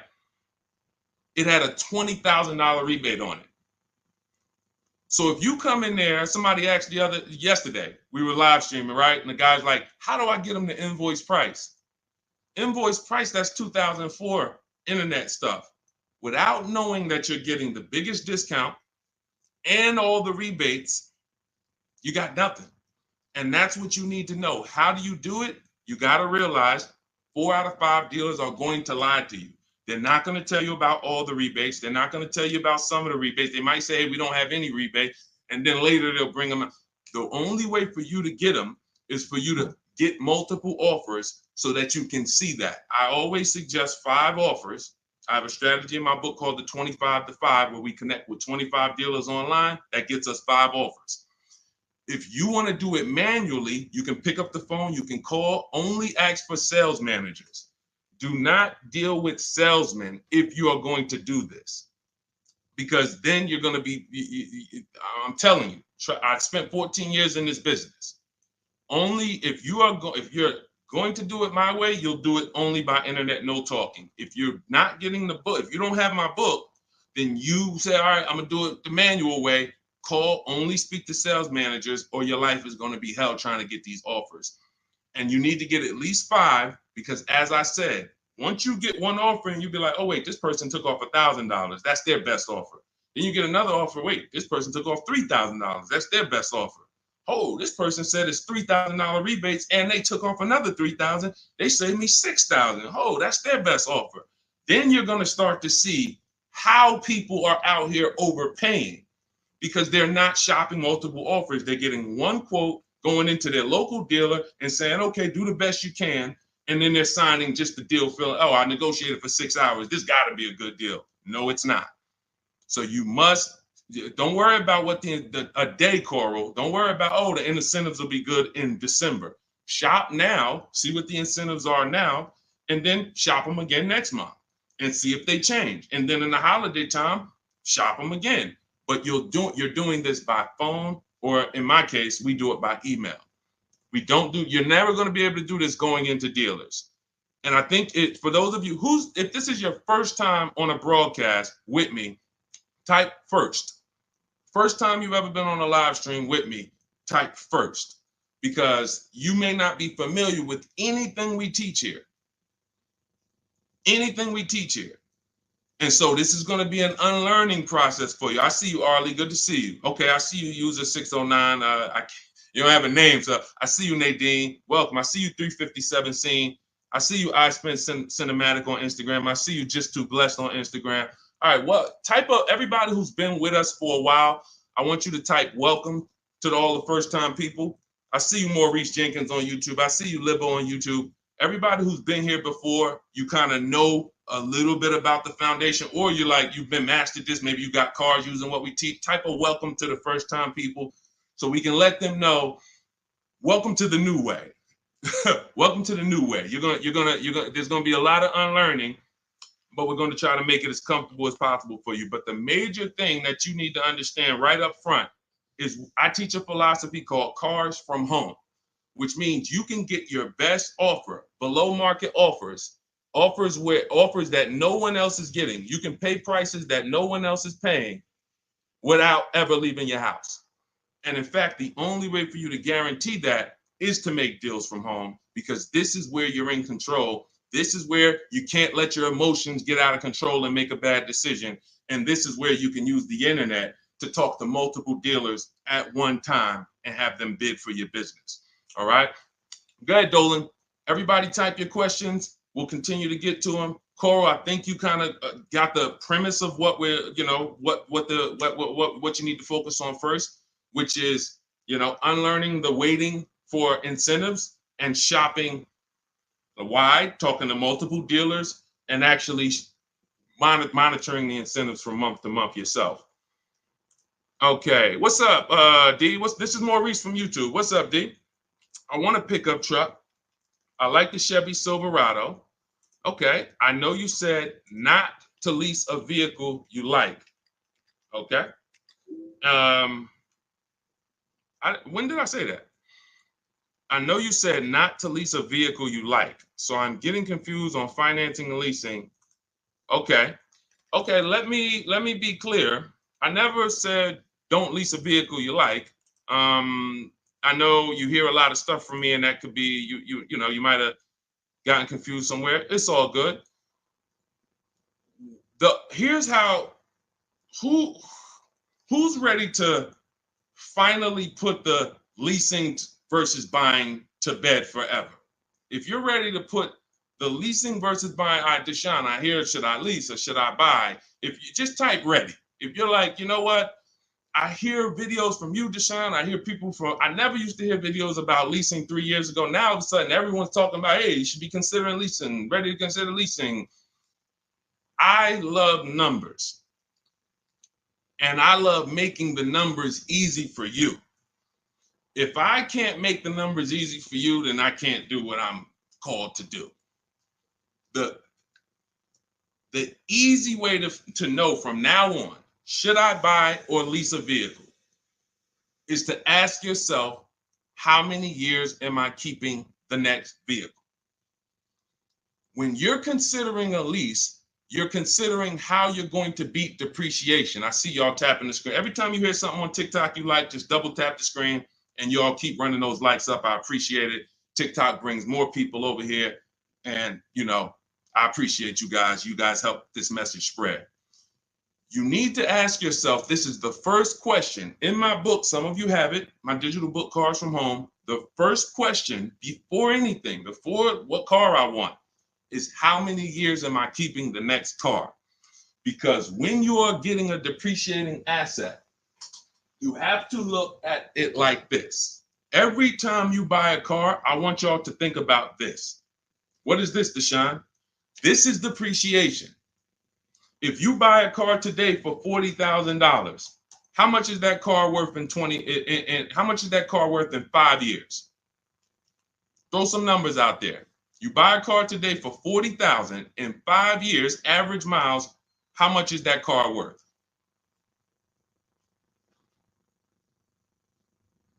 How much is that car worth? Throw some numbers. 22. That's a good estimate.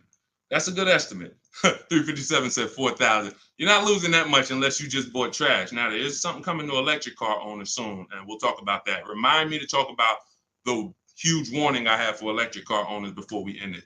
20,000. Now, check this out. If you buy a car for 40 and it's worth 20, okay, that's good. That's half in 5 years. I think it's going to lose more than half in 5 years, quite honestly. But when you're getting your car, you're trying to ask yourself, how am I going to beat depreciation? How am I going to prevent having something that I tie up money in for 5 years and that money is just losing value every time? Now, the way you beat depreciation is to keep the car a long time. Who has a car outside right now that they've had it more than 8 years? Type me.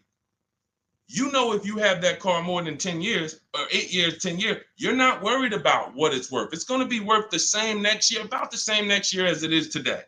That means you beat the depreciation. That means your depreciation is no longer like this. It looks like this.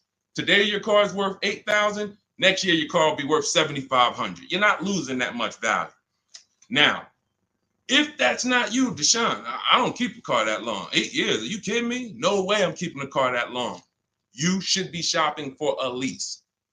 Because when you get a below market lease, let me show you what a below market lease looks like and why there's no comparison to a below market lease versus a person who's buying.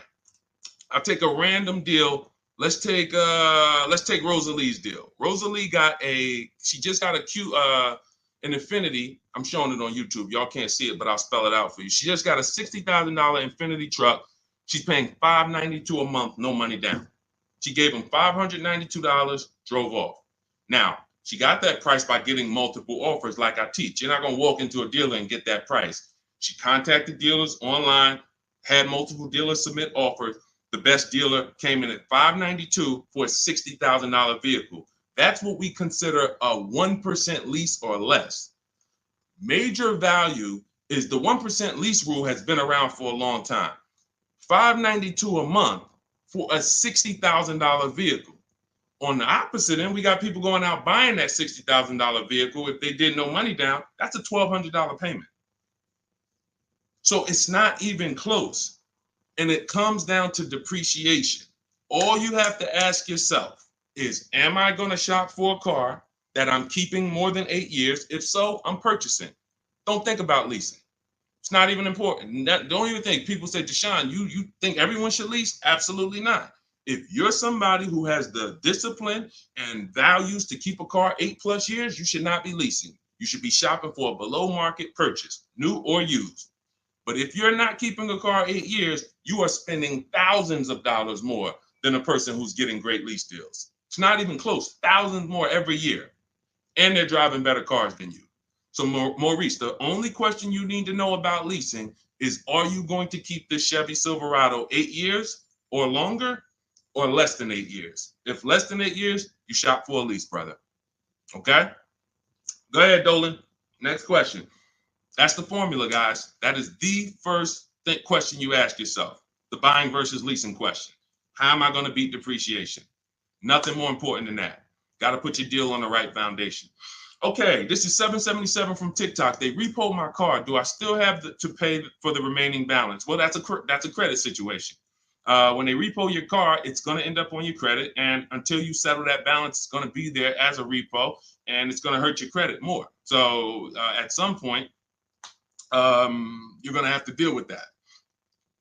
It's not going anywhere. So what a lot of people, and I would tell you, everyone who's having credit issues, you should be following Shonda Martin, Road to 750 Plus on Instagram, on TikTok. She's on every platform, and she teaches. She's basically the me of credit. All she does live Q&As. She can, go rapid fire Q&A.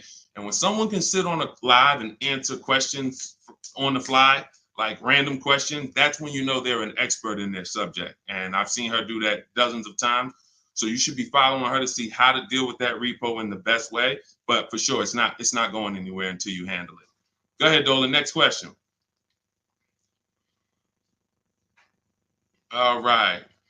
This is called RAV4 EXL Premium versus CRV EXL. Which is better to negotiate discount with at a dealership? There's no way to know that.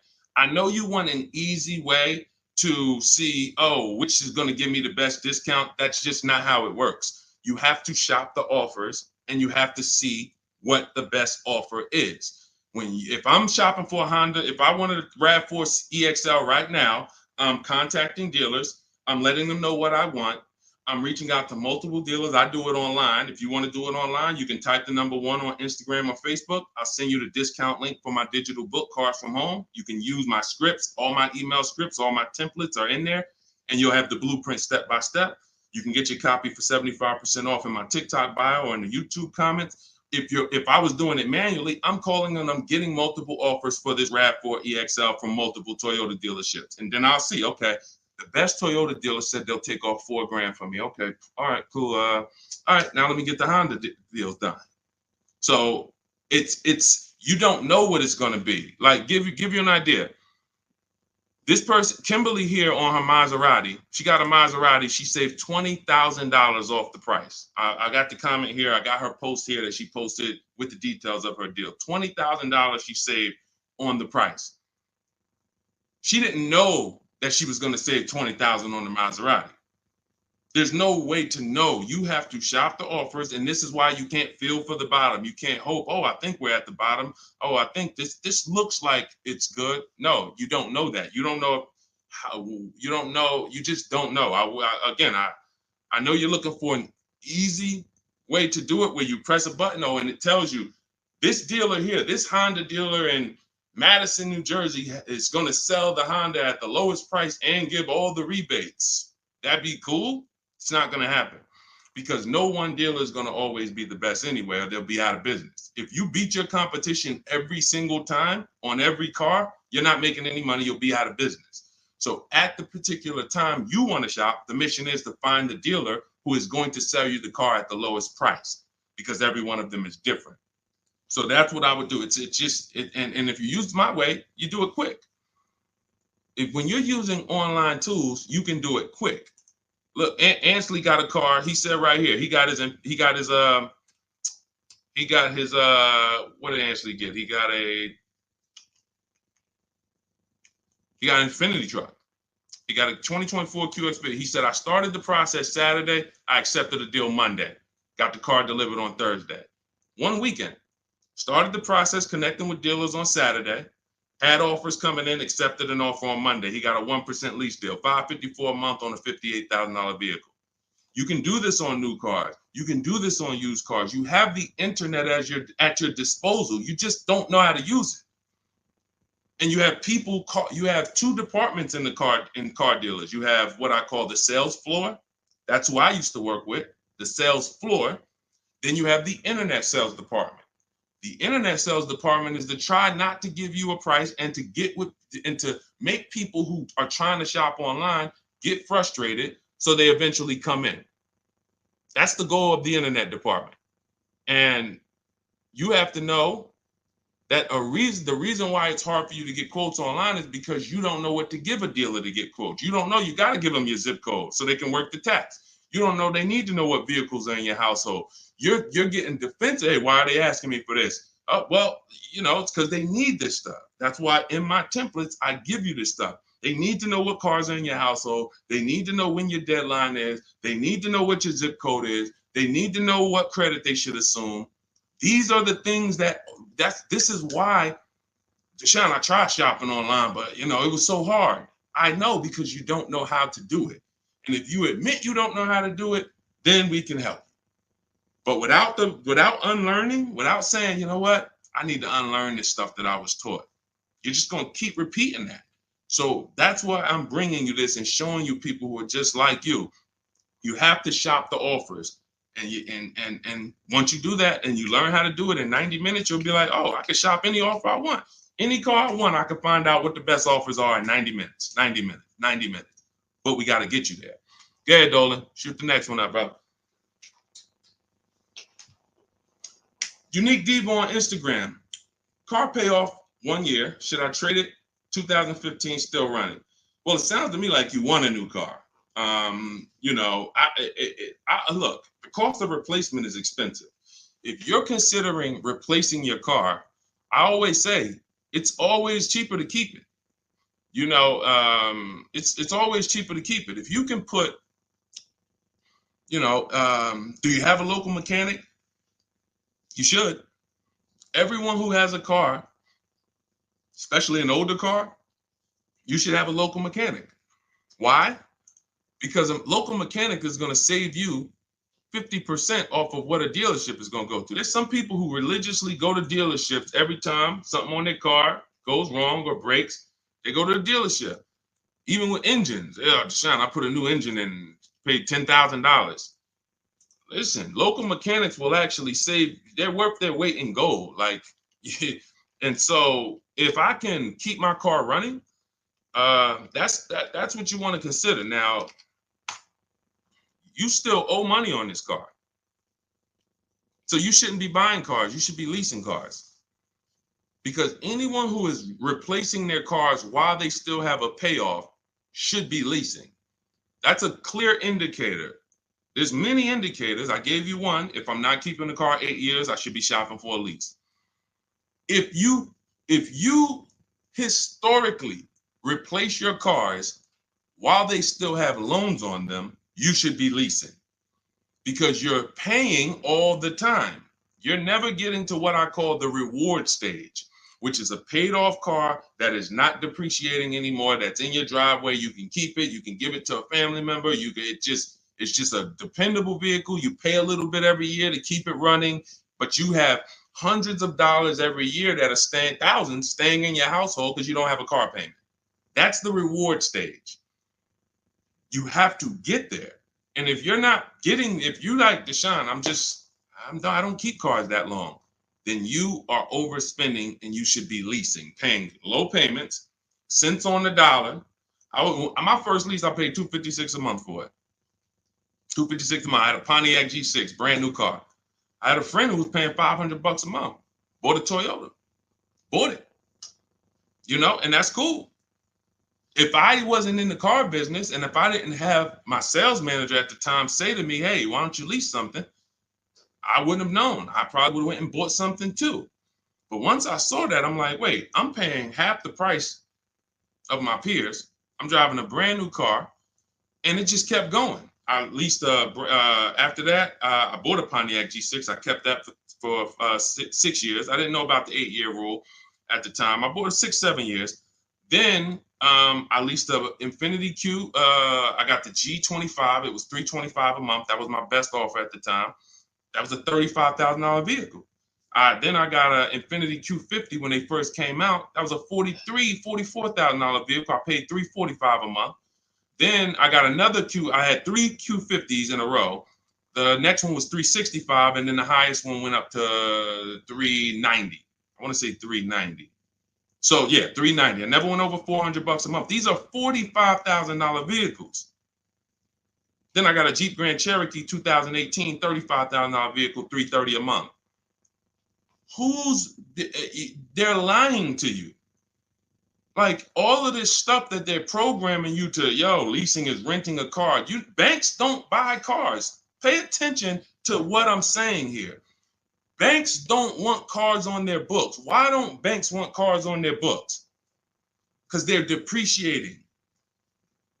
And look, let's address this. Rick just said on TikTok, but leasing a vehicle only gives you minimal mileage. You pick the mileage on a lease, Rick.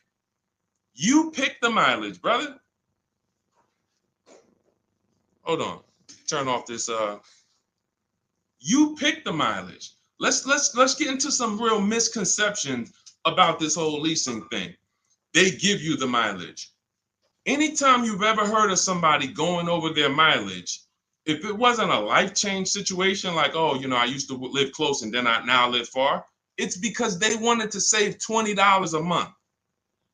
The payment for 10,000 miles a year was $380.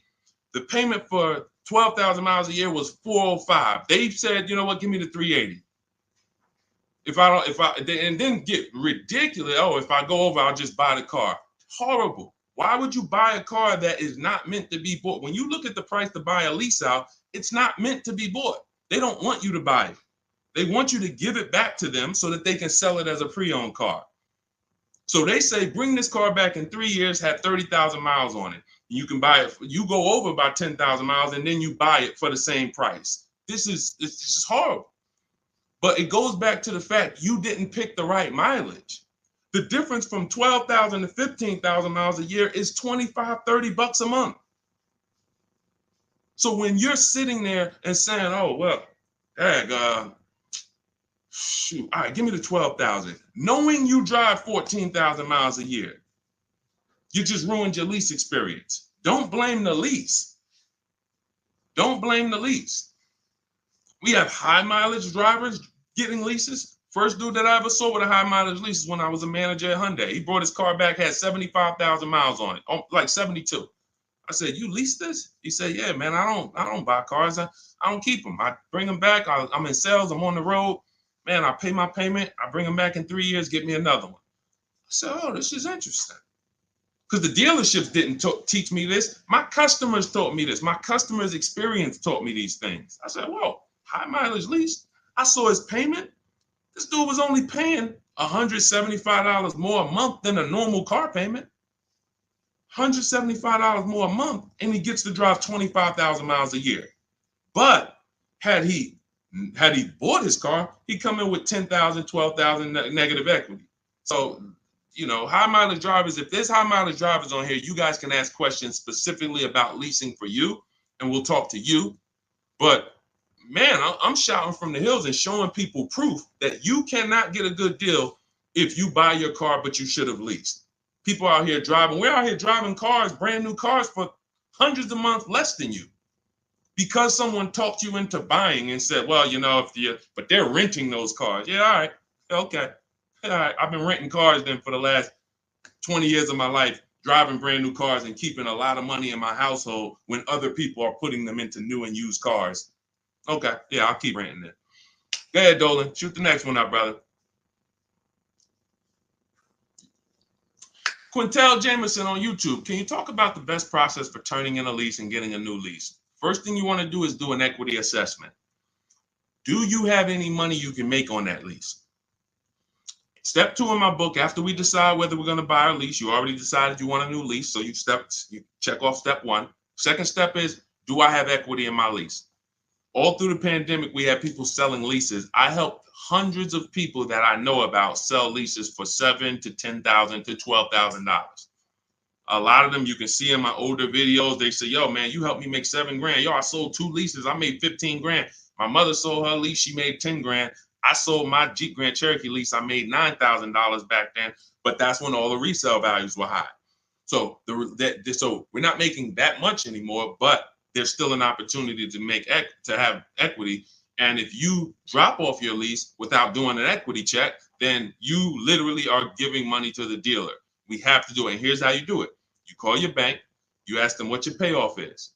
Once you get your payoff, then you call and you go to these 6 websites. You do this in 20 minutes. Go to Carvana.com, go to CarMax.com, go to Driveway, go to KBB Instant Cash Offer. That's going to connect you with a local dealer online to put a price on your car. All of this stuff is instant. And these are all companies that you go to, you look at they look at your car, they say, okay, looks good. They go to the accounting office, they come back and give you a check. It's that simple. AutoNation and Car Gurus, we get 6 offers because everything we do is a bid. Like in the Cars from Home way of getting cars, the way we guarantee we got all the money and we saved all the money and we paid less than everyone is we get bids. Online systems allow you to get bids. When you shop on Amazon, that's a bidding system. That's a bidding system. The real estate market at large is a bidding system. They use competition to create the price. The only industry that doesn't is the car industry, but we do it. Cars from Home, we do it. So you're going to get those 6 offers and you're going to see, can I break even selling this car? Can I make $1,000, $2,000, $3,000 selling this car or more? Some of you have a lease and you didn't drive that much. Deshone, I had the lease. I only put 5,000 miles on it. You should be selling that lease and putting some money in your pocket before you go into your next lease.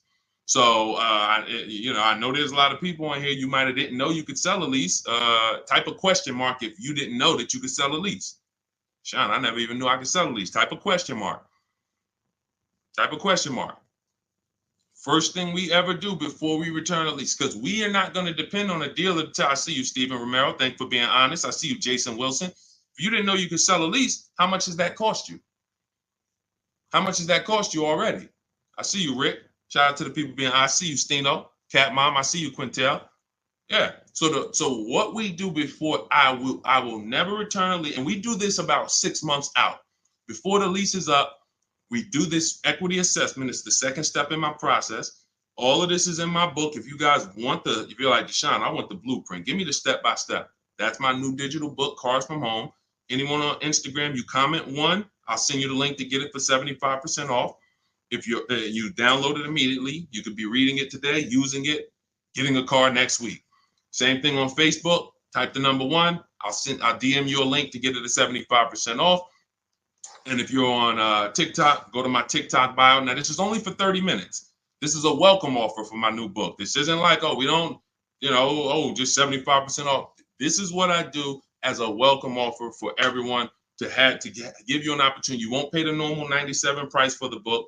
You'll get 75% off of that. And you'll have the strategy step by step. And on YouTube, we have a comment pinned for you. So you want to get your payoff. But now, very important, Quintiel, when you go on those websites I just mentioned, those 6 websites to get those offers, when they ask you, do you own the vehicle? Are you leasing it? Or are you financing it? Just type own.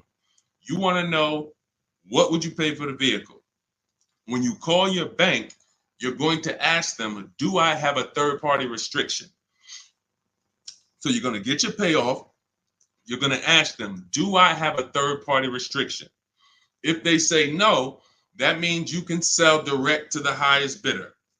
If they say no, there's no restriction on who you can sell. You can literally sell directly to them and get your check. If they say you do, and there are companies like Toyota, Chase, there's a couple leasing companies that don't have third-party restrictions. But if they say you do, now you can't sell direct to those people. You can sell direct to a dealer that makes the same brand. So if Honda has a third-party restriction, you can sell to a Honda dealer. And that's when we have conversations with a used car manager. Again, we don't talk to salespeople, y'all. We don't talk to salespeople. They're here to make your life hard because they're trying to fight for their money. and it's all good.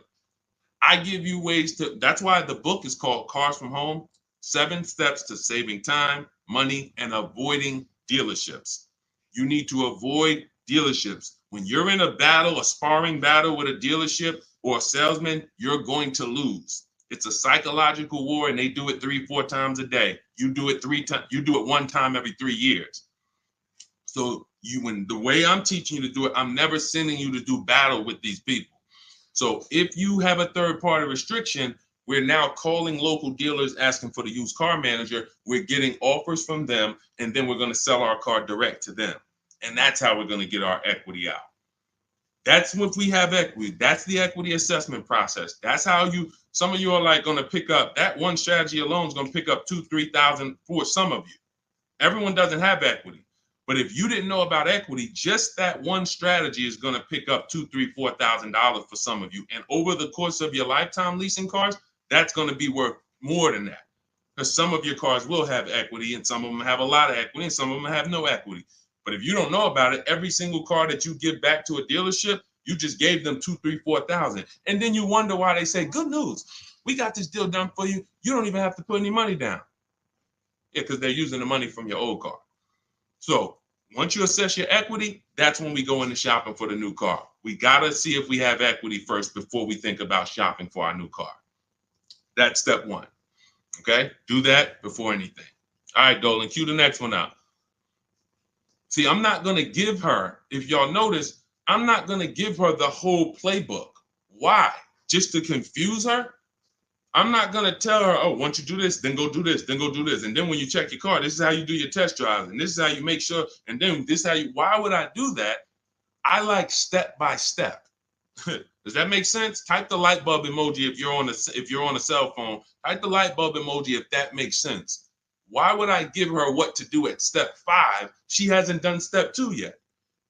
Get your equity, Quintiel. Find out if you have equity first. Do that exercise that I just said, and then come back and we'll talk about the next step. You come back and say, Deshone, I did it. I don't have equity. Perfect. Now let's move to the next step. Deshone, I did it. Good news. I have $3,000 of equity. Perfect. Now let's move to the next step. Okay. Go ahead, Olin. All right, so here we go. This is Selly H20 from Instagram. My vehicle was totaled this week. Sorry to hear that. Hope you're all right. I'm going to the dealer today. What should I know? The dealer today, there's 17,000 new car dealers in this country, 100,000 used car dealers. Every dealer has a different price. So you're going into what is the benefit to you of going into the dealer? You think, oh, well, I'm sold on my car. The best thing you can do right now is ask yourself the first question. Are you keeping your next car 8 years or not? Are you keeping Selly H on Instagram? Are you keeping the next car you're getting 8+ years or no? Let me know. This is Selly on Instagram.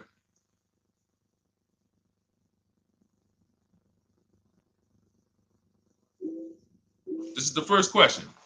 I want to give her time to ask.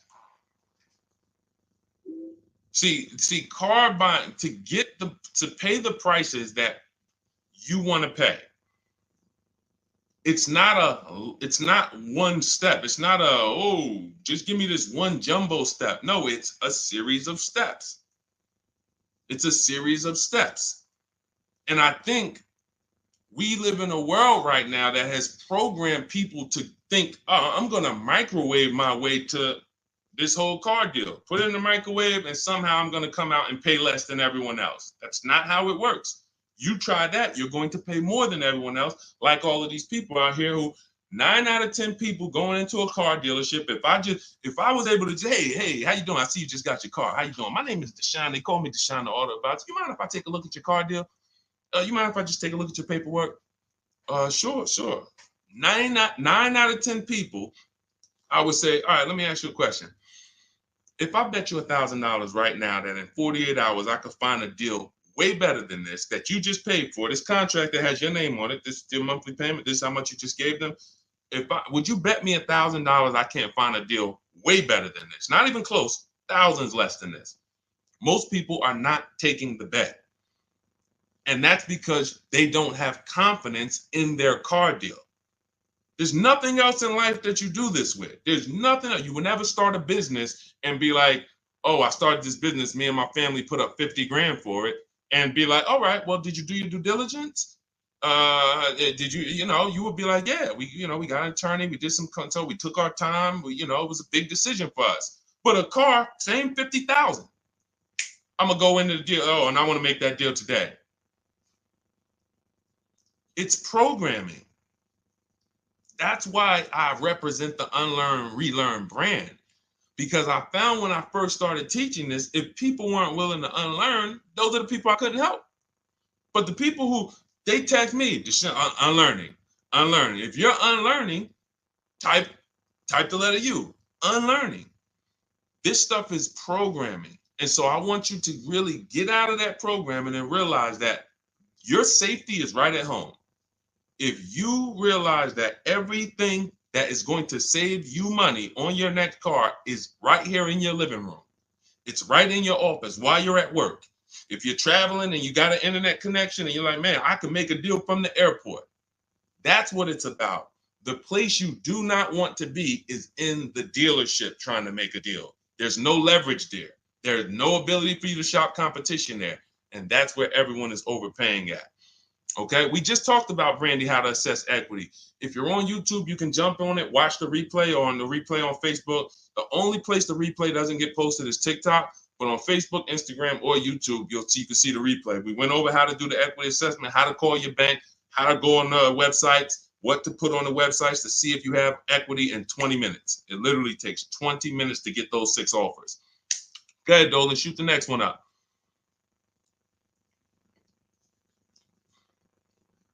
Steven Romero from TikTok, shopping through Carvana. Carvana is one marketplace. That's all it is. Carvana, I know Carvana is, oh, you don't have to see. The reason Carvana wins is because people are scared of dealerships. There's no other reason than that. Carvana has historically paid more, especially throughout the pandemic. They were paying more to buy cars than anyone else. So let me ask everybody on here a question. We got at least, we got a good number of people on here. Let me ask, got some intelligent people.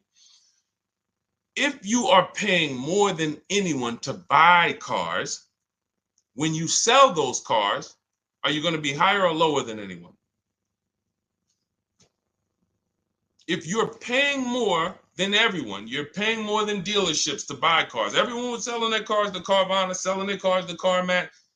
If you are paying more than everyone else to get your inventory, when you sell your inventory, is it going to be higher or lower than everyone else?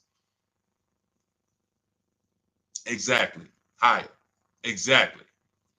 But how do they do this then? They do this because people are scared of dealerships.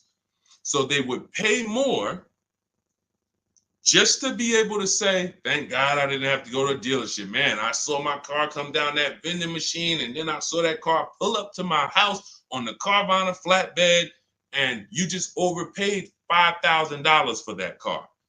They charge you for their service. Hey, to avoid going to a dealership, listen, we're not giving you the best price, but we are giving you the best experience. In our case, there's tons of dealers who will deliver a car to you. There's tons of dealers who you can have the same experience with. Every time we get a car, we have the same Carvana experience. My experience, the people who, look, everybody who you're going to see me go after right now, and if you hop on YouTube, you'll see this. Look, Tosha's experience, just like Carvana, did it from home. Look, Vincent got his used car, 43% off, 3-year-old Lincoln, 43% off the original price.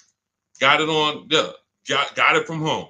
Look, Ansley, we already went over Ansley. Sean saved 20 grand on his F-150 from home. That's a Carvana experience. Look, Rosalie, we already talked about her. Carvana experience. Look, Jen got her Subaru, leased it from home. You can give yourself the Carvana experience without paying the Carvana price. And when you're shopping for a used car, Carvana is just one marketplace. You also need to open up CarMax, Driveway. In my book, I have what's called the multiple marketplace strategy. The way you shop for used cars, the way we shop for them, is different than the way we shop for new cars. New cars, we use a strategy called the 25 to 5. That's when we reach out to 25 dealers. So we're shopping for a Toyota. We're going to reach out to 25 Toyota dealers online. We do this in 20 minutes. We send them our templates. All of that is in my book. It's a digital book. You copy and paste my template. So you do need to be able to copy and paste. Let me preface that. Do not get my book if you're not familiar with copying and pasting and emailing.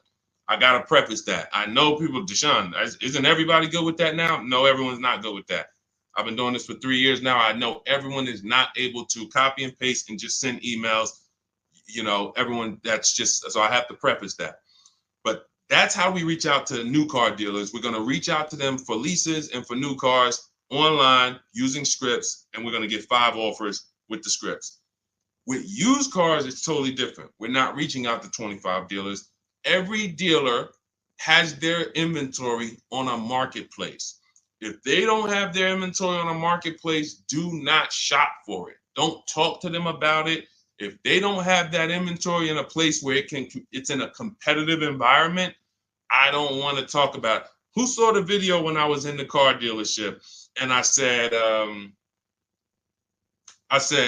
this is a used car, it doesn't have a price on it. I was in the car dealership and I said, look, anytime you see a used car, if it doesn't have a price on it, you know, don't negotiate on it. If you saw that, type I saw it. Whenever someone is not putting a price on a vehicle for any reason, it's because they want to make the price up and negotiate down. So let's just say I'm a slimy dealer. Let's say I got a $40,000 car. It was $40,000. I was at a dealership yesterday. We made a commercial about a dealership, and I looked in the car. It was a used car. It was a 2018. It had, the only price it had on it was the original price of the car. So it had literally, it was around a $40-something thousand car. It didn't have a used car ticket, $22,000, nothing like that. So it had a $40,000 and it had all the stuff that was in the car, original. But it's a 2018. So what happens when a person says, hey, how much you want for that car?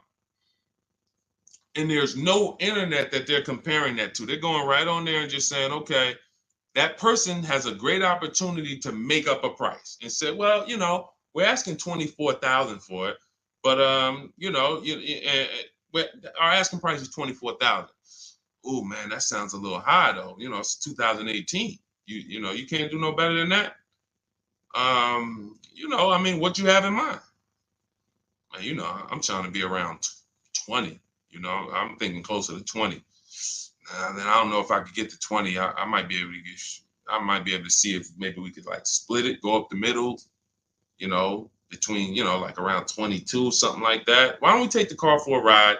Let's see if you like the car. You're already in the mouth of the snake. You are literally a mouse in the viper's mouth. Once you've already agreed to talk about a car that doesn't have a price on it, you're done. Because let's just say if that same dealer had to list that car online, that car might have been listed for $18,000. But because you walked in and started talking about it and say, hey, well, you know, what do you think? This is how people leave happy. Man, you know, let me ask you, honey, you get home with your wife, like, you think you got a good deal on this? I think so. I think the guy worked with me because, you know, they said they was asking 24. And you know, I went in there and you know, we made a deal about 22, a little under 22. He took off 2,000 from me. No, he didn't. There was no real price. So this is why you want to be on marketplaces where all the prices are listed. Cars.com, cargurus.com, carfax.com, carmax.com, carvana.com. That's one of them. 8 market, eBay Motors, one more, Driveway. So there's 8 marketplaces, 8 major marketplaces.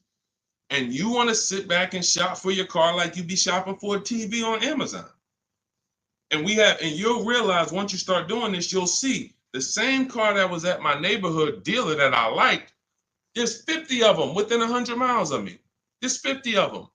In fact, once I pull a Carfax, I'll see that one didn't even have a good Carfax, the one I was looking at. That one didn't even have the service records that I want to see.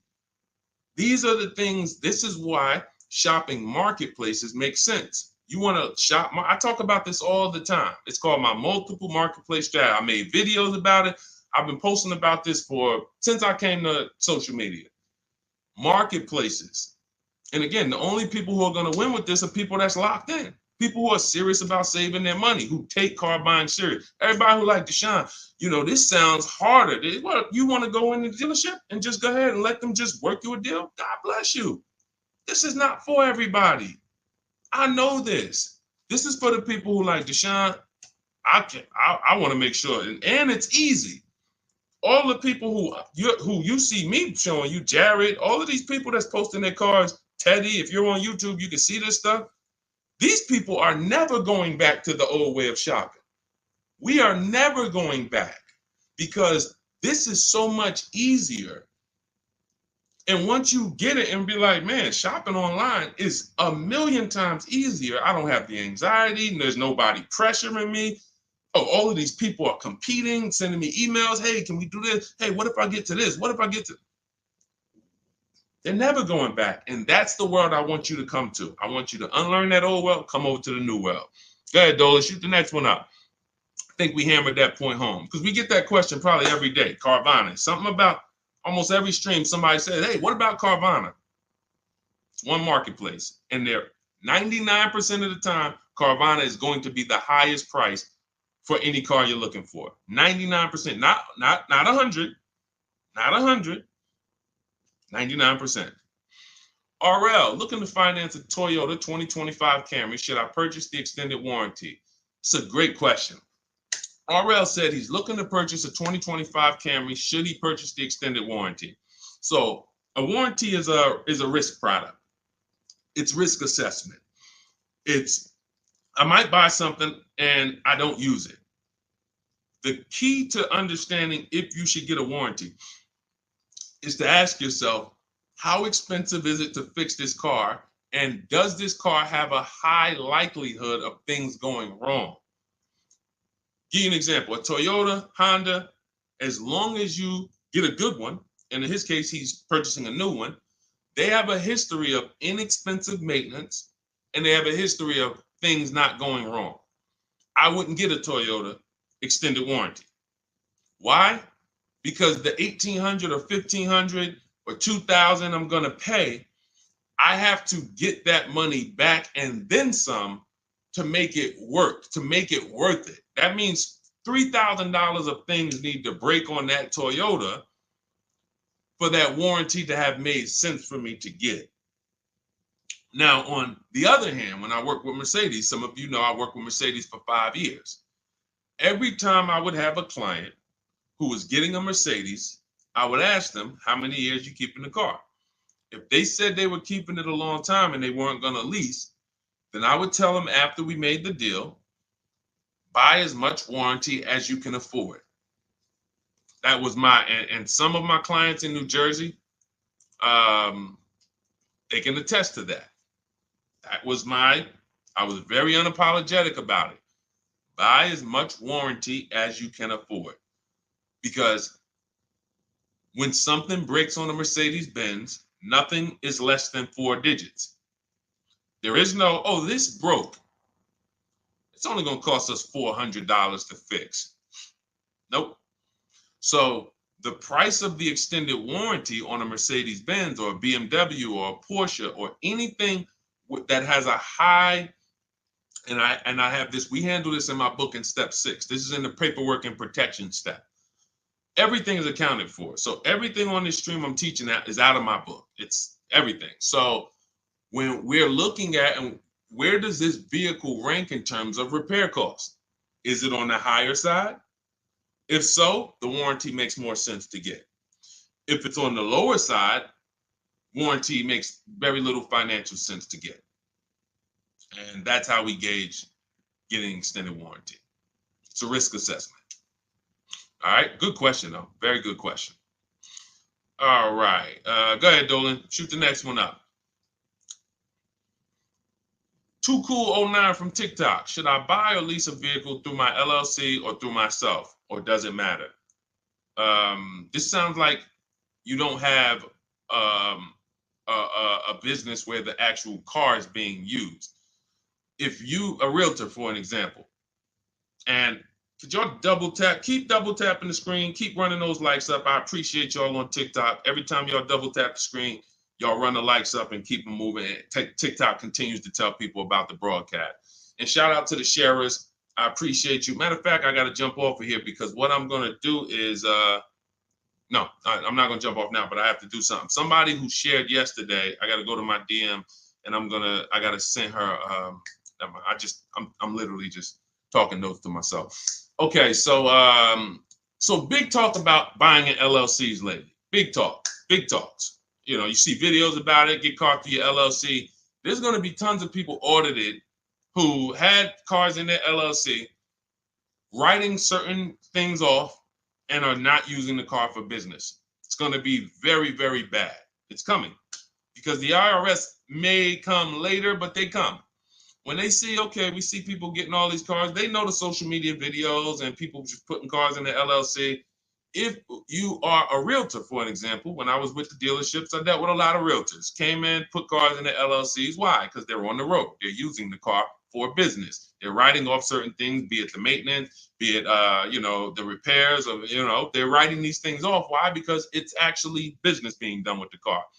On the opposite end, you have people who have no business at all that involves that car.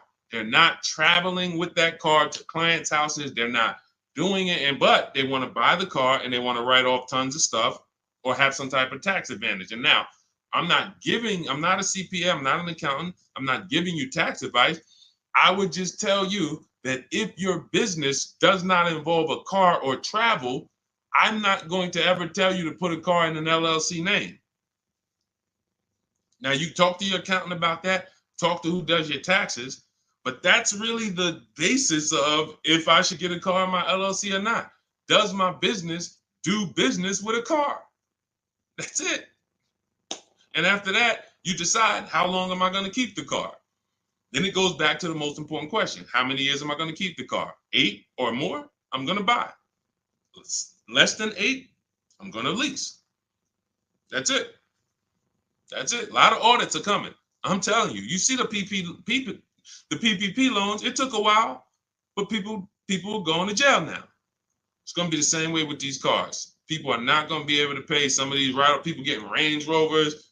Yo, hey, I see you, you got this Range Rover. You wrote off like huge amount. Let me tell you, how much business was done in this car? Oh, well, it's going to be, it's going to be bad. That's why financial literacy is important, people. Okay, so all of this is out of my new digital book, Cars from Home, 7 Steps to Saving Time, Money, and Avoiding Dealerships.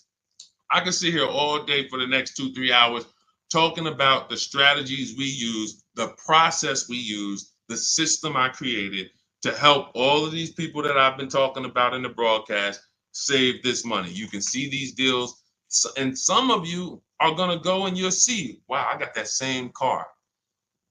I got to hit you with the bad news first. The bad news is, hey, Rodney Brown, I'm sorry to tell you, my man, but the same car you have, we just helped somebody get it and look what they paid. Dang, they paying a lot more than me. They put money down? No, they didn't put any money down. How they paying that low? It's because they know stuff you don't. They followed a process that you didn't follow. You went into the second most expensive purchase that you're ever going to make, and you just winged it. You just say, hey, you know what? It's a $50,000 car. It's a $40,000, $30,000 car, $100,000. I'm just going, I think I can feel my way through this joint. That's why you're paying the prices you're paying. That's why you're not paying what we're paying. So when you come into our world and you're like, Deshone, I want the blueprint. Everything I teach is in my new digital book, Cars from Home, 7 Steps to Saving Time, Money, and Avoiding Dealerships. So type of number 1. On Facebook, I'll send you the discount link. You can get the 75% off. Type the number 1 on Instagram. I'll send you the discount link. 75% off. That's our welcome offer. It's only for 30 minutes. And if you're on TikTok, go to my TikTok bio, get your copy for 75% off. And on YouTube, we have the comment pinned for you in the comment section for you to get yours at 75% off. And make sure you are reporting to me your deals, just like Tiffany. Tiffany, when she got the book, I tell everybody, send me your deals so that I can read them on the show. Tiffany got a Mazda CX-90, just got it, $44,820 car.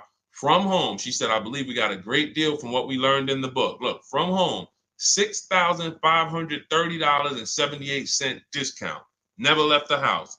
Got multiple offers. The dealer that took, look, is a $44,000 car. She basically said, what, 15%, 16% off then that? People go in and say, hey, get me the MSR, get me the invoice price. She blew invoice price away using the book.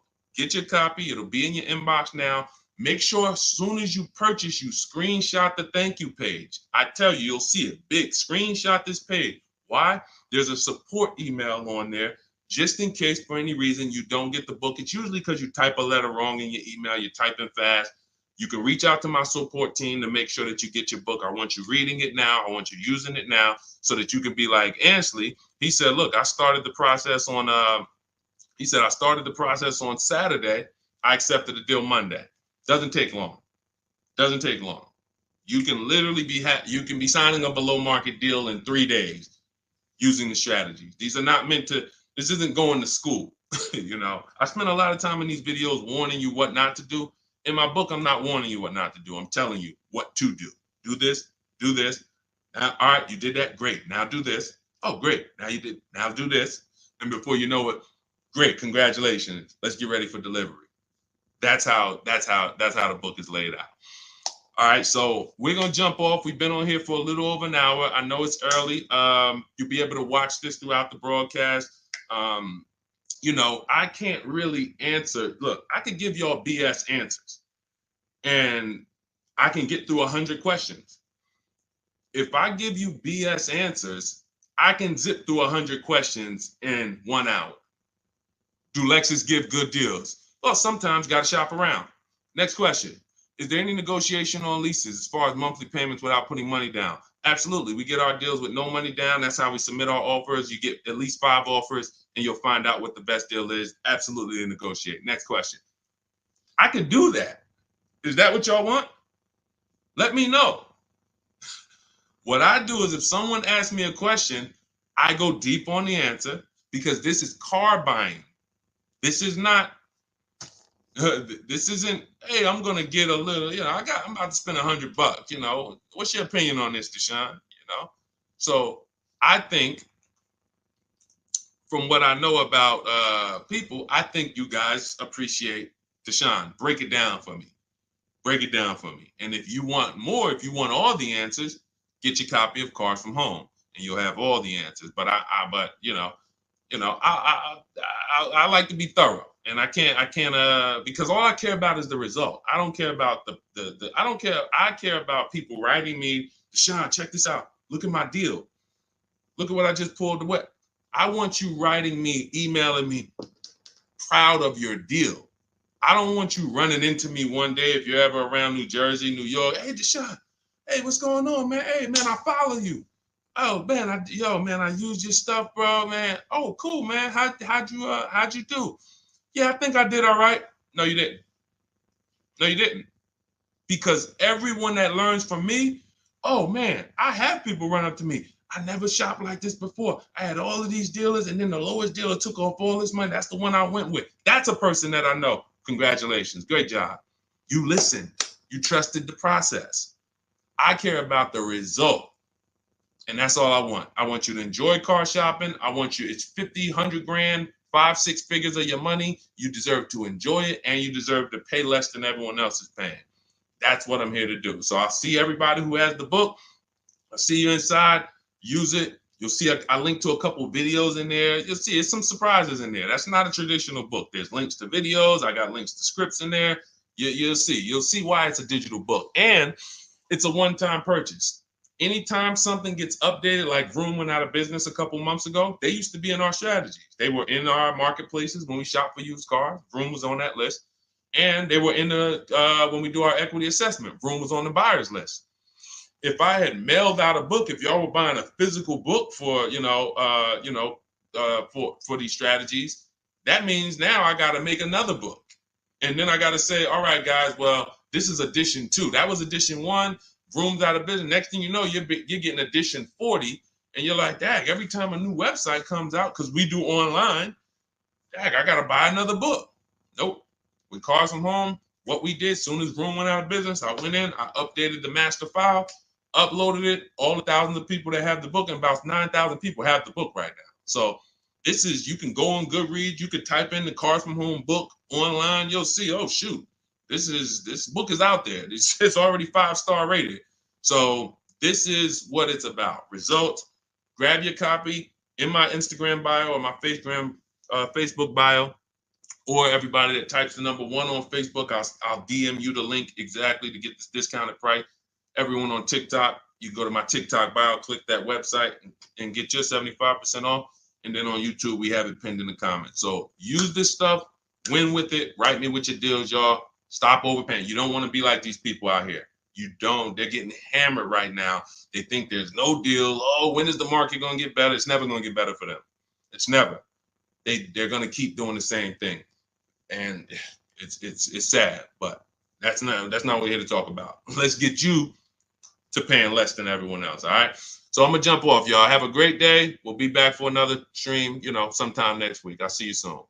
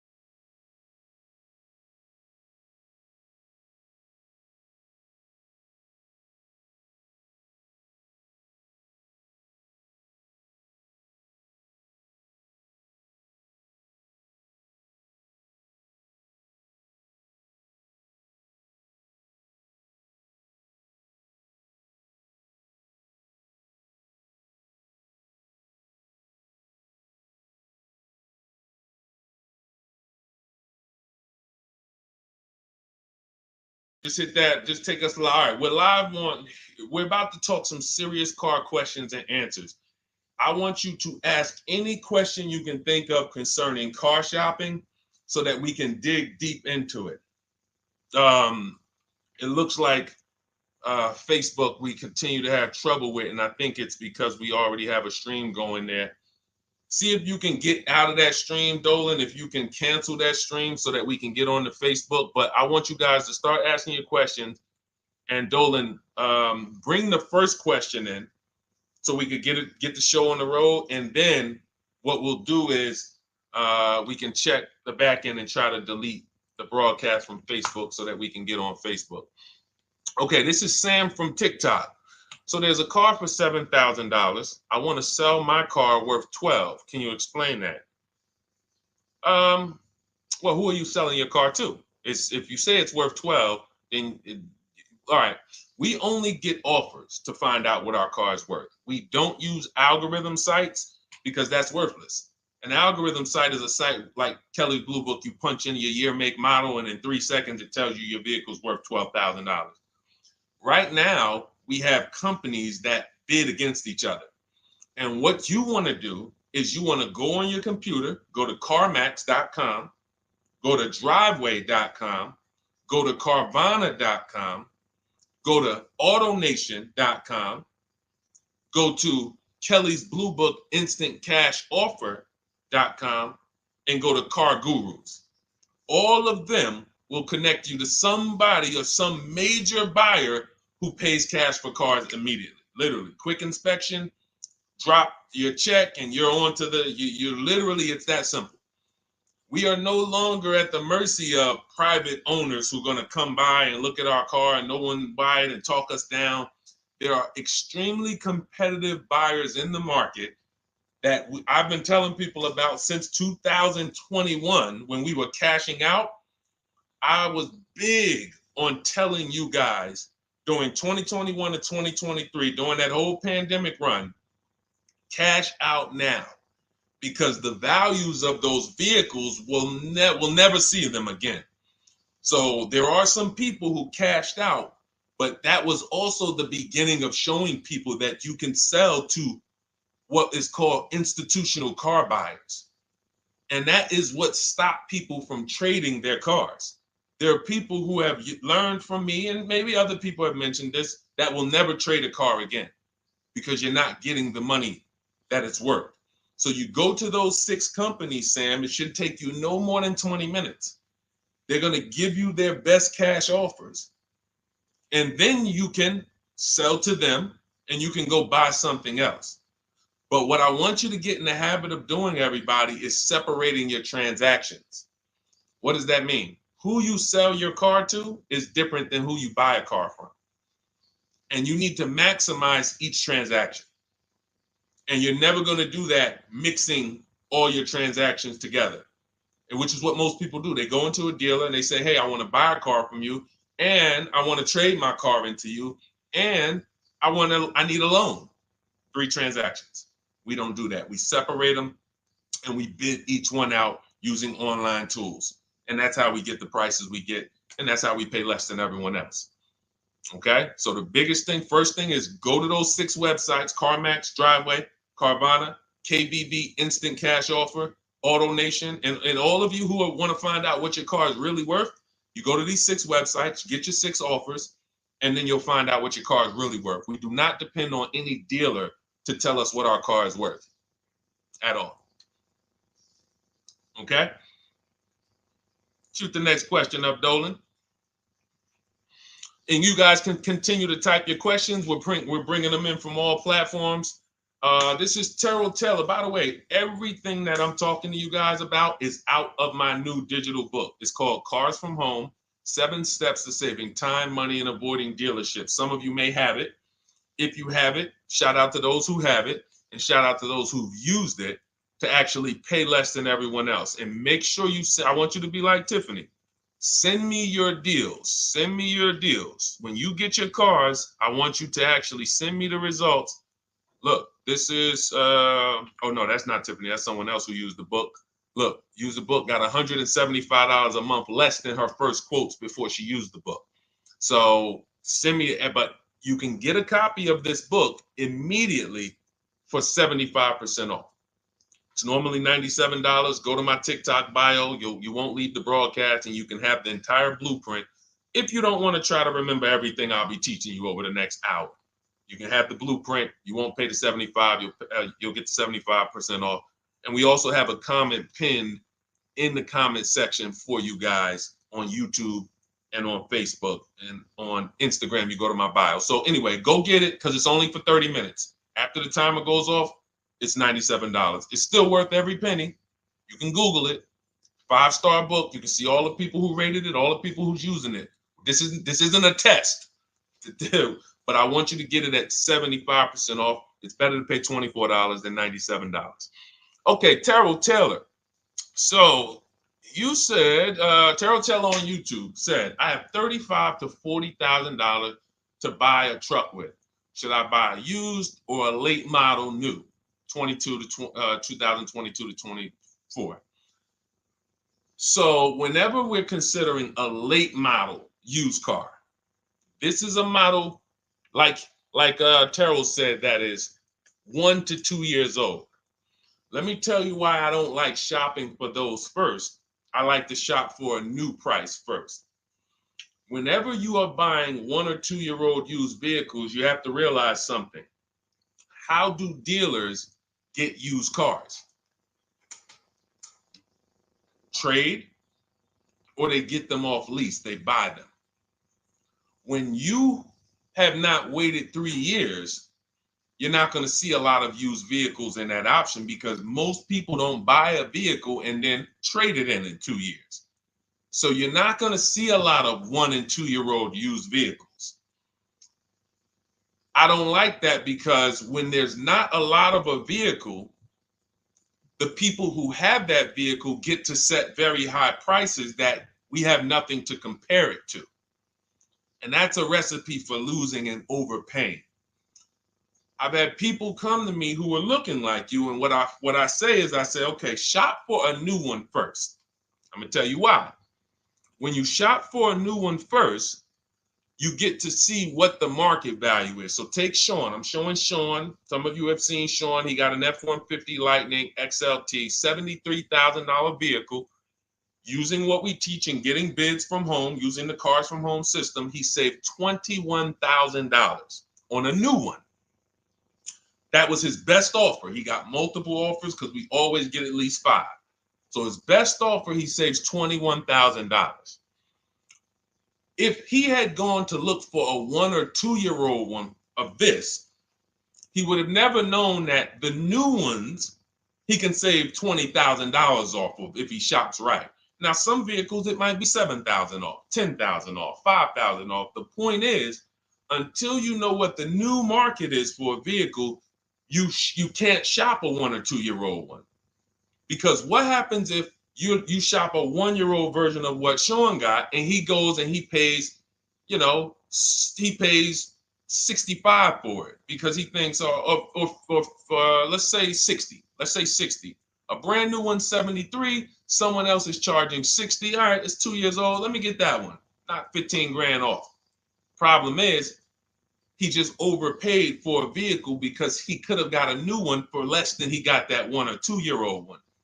That's why the recent shoppers, anytime you guys are shopping 1 or 2 year old, you have to shop new first to find out what the market is. Now, in my book, I have my strategies for shopping new online and shopping pre-owned. It's totally different. Pre-owned, you want to go to all the marketplaces. If a vehicle's not on a marketplace, y'all, don't shop. Don't look at it. What does that mean? You ever walk into a used car dealer and you see a used car, but there's no price on it? Type a $ if you've ever experienced this. If you've ever looked at a deal, you've been in a dealership, you see they have a used car, there's no price on it. Type a $ if you've experienced that. Okay, I see you, Terrell. Okay, perfect. I see you, Don Dickey. Okay, perfect. All right, we have enough people. All right, Makeover Forever Studios. I see you. Okay, Todd May, I see you. So this is a common thing. When you go and look at that vehicle, the most dangerous thing to do, I see you, Tony, is to negotiate on a car with no price because they can make the price up. When a car is on a marketplace like cars.com, carfax.com, carguru.com, carvana.com, carmax.com, these are all the marketplaces we shop for used cars at once. It's like a big round robin for us. This is how I want you to shop. Now you must be competitive or no one's coming. Now, there's some people who try to pull a tactic. They'll list a car for 20. They have no intentions on selling it for 20. But they want you to come in, and then they'll charge you more, fees, makeup fees, and all of that stuff. That's why we always call beforehand. But we know the power is online. The competition is online. So when you're looking, Terrell, you're either deciding, all right, I'm either going to look for a new vehicle, find out what the market price is for the vehicle I'm looking for and how much I can save. What's my best offer? You need to get at least 5 offers. I'm telling you, it's going to be big differences. You have to prove this to yourself. Call around. If you want to do it manually, you don't have my book, do it manually, call around, speak to sales managers. You are going to see it's going to be a $5,000 to $10,000 difference minimum between all of these dealers' offers, minimum. And so then you want to look at the pre-owned options. Then you look at the pre-owned options. And the pre-owned options will tell you what the market is. And so this is only for you who are looking at recent model cars. If you're not looking at 1 or 2 year pre-owned, this doesn't matter. But those people have a little bit more budget, and that's okay. That's okay. But when you have a little bit more budget where you can look at a 1 or 2 year old pre-owned car, that means you have a little bit more money to lose if you make a bad decision. So that's what you want to consider, Terrell. Shop for the new ones first, depending on what your budget is, and then look at the pre-owned market and say, all right, where's the pre-owned market? But that 1 or 2 year old, you're not going to have a lot. Until that 3-year cycle comes and dealers can start buying those vehicles back off lease, you're not going to see a lot of vehicles. That's why I don't play in that 1 or 2 year old zone. It's just a dangerous zone to play in. Dealers know, oh, we're the only ones. Hey, we the only one that got this car within 50 miles. Let's charge this for it. And then they depend on someone who doesn't know the market to come in, pay for it, and you can literally overpay by 10, 20 grand and you won't realize it until, a couple years later. Okay, great question though. Great question, Terrell. Go ahead, shoot the next one up, Dolan. Type your questions, y'all. We're gonna get through as many as we possibly can in an hour. I see a lot of questions coming in. Let me try to speed it up. All right, this is Abigail from Instagram. How do I shop for cars and take test drives without feeling like I'm wasting their time? I'm nervous. Okay, first thing to realize, Abigail, you're a very considerate person. God bless you for that. You're about to spend 5 figures on a vehicle. Some of you 6 figures. I love the courtesy, but we are the prize. When you're shopping the way I want you to shop, some of you, this is your first time here. You don't even know, hey, who is this guy talking? I spent 14 years in the car business. 5 years with Mercedes, 5 years General Motors. I've been helping people buy cars and get below market deals since 2019, education-wise. I love it, but you deserve the experience. If you were walking into the mall to spend 15 grand, let's just call it 15 grand, how would you want to be treated? Like royalty, right? Right? So, but I'm going to answer your question, but I need your mindset. A lot of what we're discussing is going to be the right mindset. You are the prize. That's why I don't want you going to dealers begging for discounts anymore. I want you sitting at home making dealers bid. This is how we do test drives on new cars and leases. New cars and leases. This is how we do test drives. I have it in my book because it's that serious. You're either going to have a great test drive or you're going to have a horrible test drive experience. We call and we ask the dealer, who's the most experienced person there? Who does everybody like? Who's the person that, has been there for a long time, just has a great reputation? Oh, that's John. John is just, he's been here 20 years. Everybody loves him. Okay, can I speak to John? Hey, John. My name's Deshone. I'm interested in the Honda Pilot. I just like to test drive it. I'm in the process of deciding what I want. And, do you have this particular model? You have one there that I could test drive? John, because we asked for the best person, we're typically going to get somebody who is not going to lie, usually. Not a guarantee, but taking these steps, I know these guys. I've been in this dealership. I know most dealerships have one person there who has a good reputation and who cares about that reputation. If you're enjoying this content, hit the like button, y'all. And Keith, y'all killing the likes on TikTok. Shout out to everybody who's hitting the likes on TikTok, to double tapping the screen. Appreciate y'all. And shout out to everybody who hits the like button. When we get there, we meet with John, we test drive. John, thank you so much. Can I have your card? I'll leave you my information. And if this is the vehicle I want, I'll be in touch with you. Perfect. Oh, Deshone, we don't sit down? We don't think? No, we never sit down. I'm telling you that there are things you must unlearn about the shopping process if you're going to win. And what does winning look like?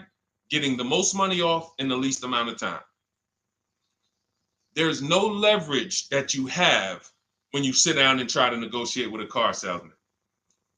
Every single dealer around you that wants to compete for your business, you can't talk to them while you're sitting in one dealer talking to a car salesman. That's why we don't do it. We get a card. Thank you so much. Listen, if this is the one for me, I'm going to give you a call. Simple. Pressure's off. There's no pressure in our system. You can't pressure us. That's what I want you doing. New cars, leases, that's how you test drive. 20 minutes, you're in and out. And I'm a car salesman at heart because that's what I am by profession. I would never develop a system that would allow you to waste car salesmen's time. I just wouldn't do it. I developed a system that when our people go get cars, look at Ansley. When our people go get cars, Ansley just got his lease, 1% lease, $58,000 Infiniti. Look, started the process Saturday, accepted deal Monday, all by Email. $58,000 car is paying $554 a month, no down payment. You know, we have tons of these. None of these people spent. Look at Jared. Lease like a boss, $569 a month down to $520. Volkswagen Tiguan, no money out of pocket. Let's go to a purchase. Pierre, pre-owned car purchase, got his 2022 Mazda, got a 20% discount off the original MSRP. This is 30 minutes. We are not spending more than 30 minutes in dealerships. Who doesn't want to spend more time in dealerships? Type me if you're like Deshone. I don't want to be in dealerships that long. You thought you had to be in dealers to save the big money, right? You thought you had to be in dealers to save the big money. I'm showing you as someone who pays less than everyone and who teaches people to pay less than everyone. Look, Kimberly, $20,000 off a Maserati, shopping from home. Because when you can talk to more people at once, the discounts fly off. And you see that all these dealers want to compete. So what you want to do, the best thing you can do to not waste people's time, Abigail, is to shop from home the right way. Because when you shop from home the right way, you realize it's only a few things you need to be in the dealership for. That's your test drive. I just told you how to set it up. With used cars, we do it at the end. But we're only there for a second. In fact, when you go to pick up your car, they're going to tell you, thank you. This was one of the most easiest deals I ever made in my life.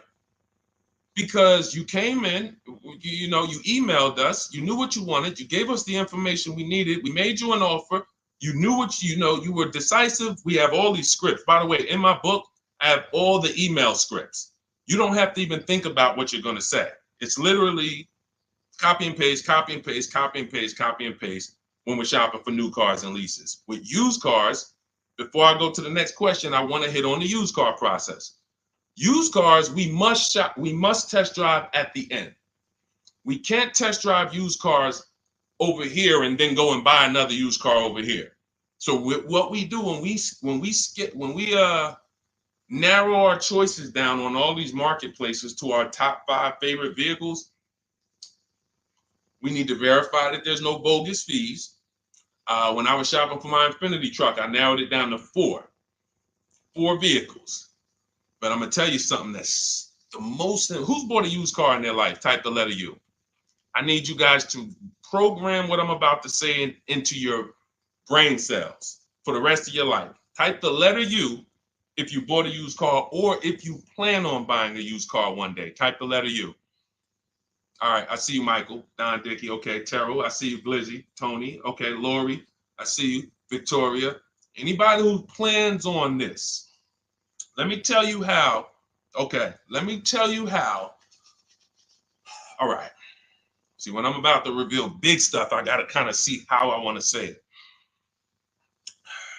The marketplaces that we go to look at used cars on, they're never going to tell us what a great price is. And I'm going to tell you why. The only thing that matters, let's say we're looking at 4 white Honda Accords. 4, they're all white. These are the cars we want. We narrowed it down. We're looking at 4. They all got similar miles, and they're asking price is $20,000. The marketplace is going to tell you what they think a good deal is based on algorithms. Based on all the vehicles listed on the market, this is a good deal. This is a bad deal. Here's what matters. How much was the original price of each vehicle? Why is this the only important thing? Because if we're looking at 4 white Honda Accords, but one of them was $35,000 when it was new, one of them was $39,000 when it was new, has a sport package, some special technology. One was $31,000 when it was new, one was $29,000 when it was new.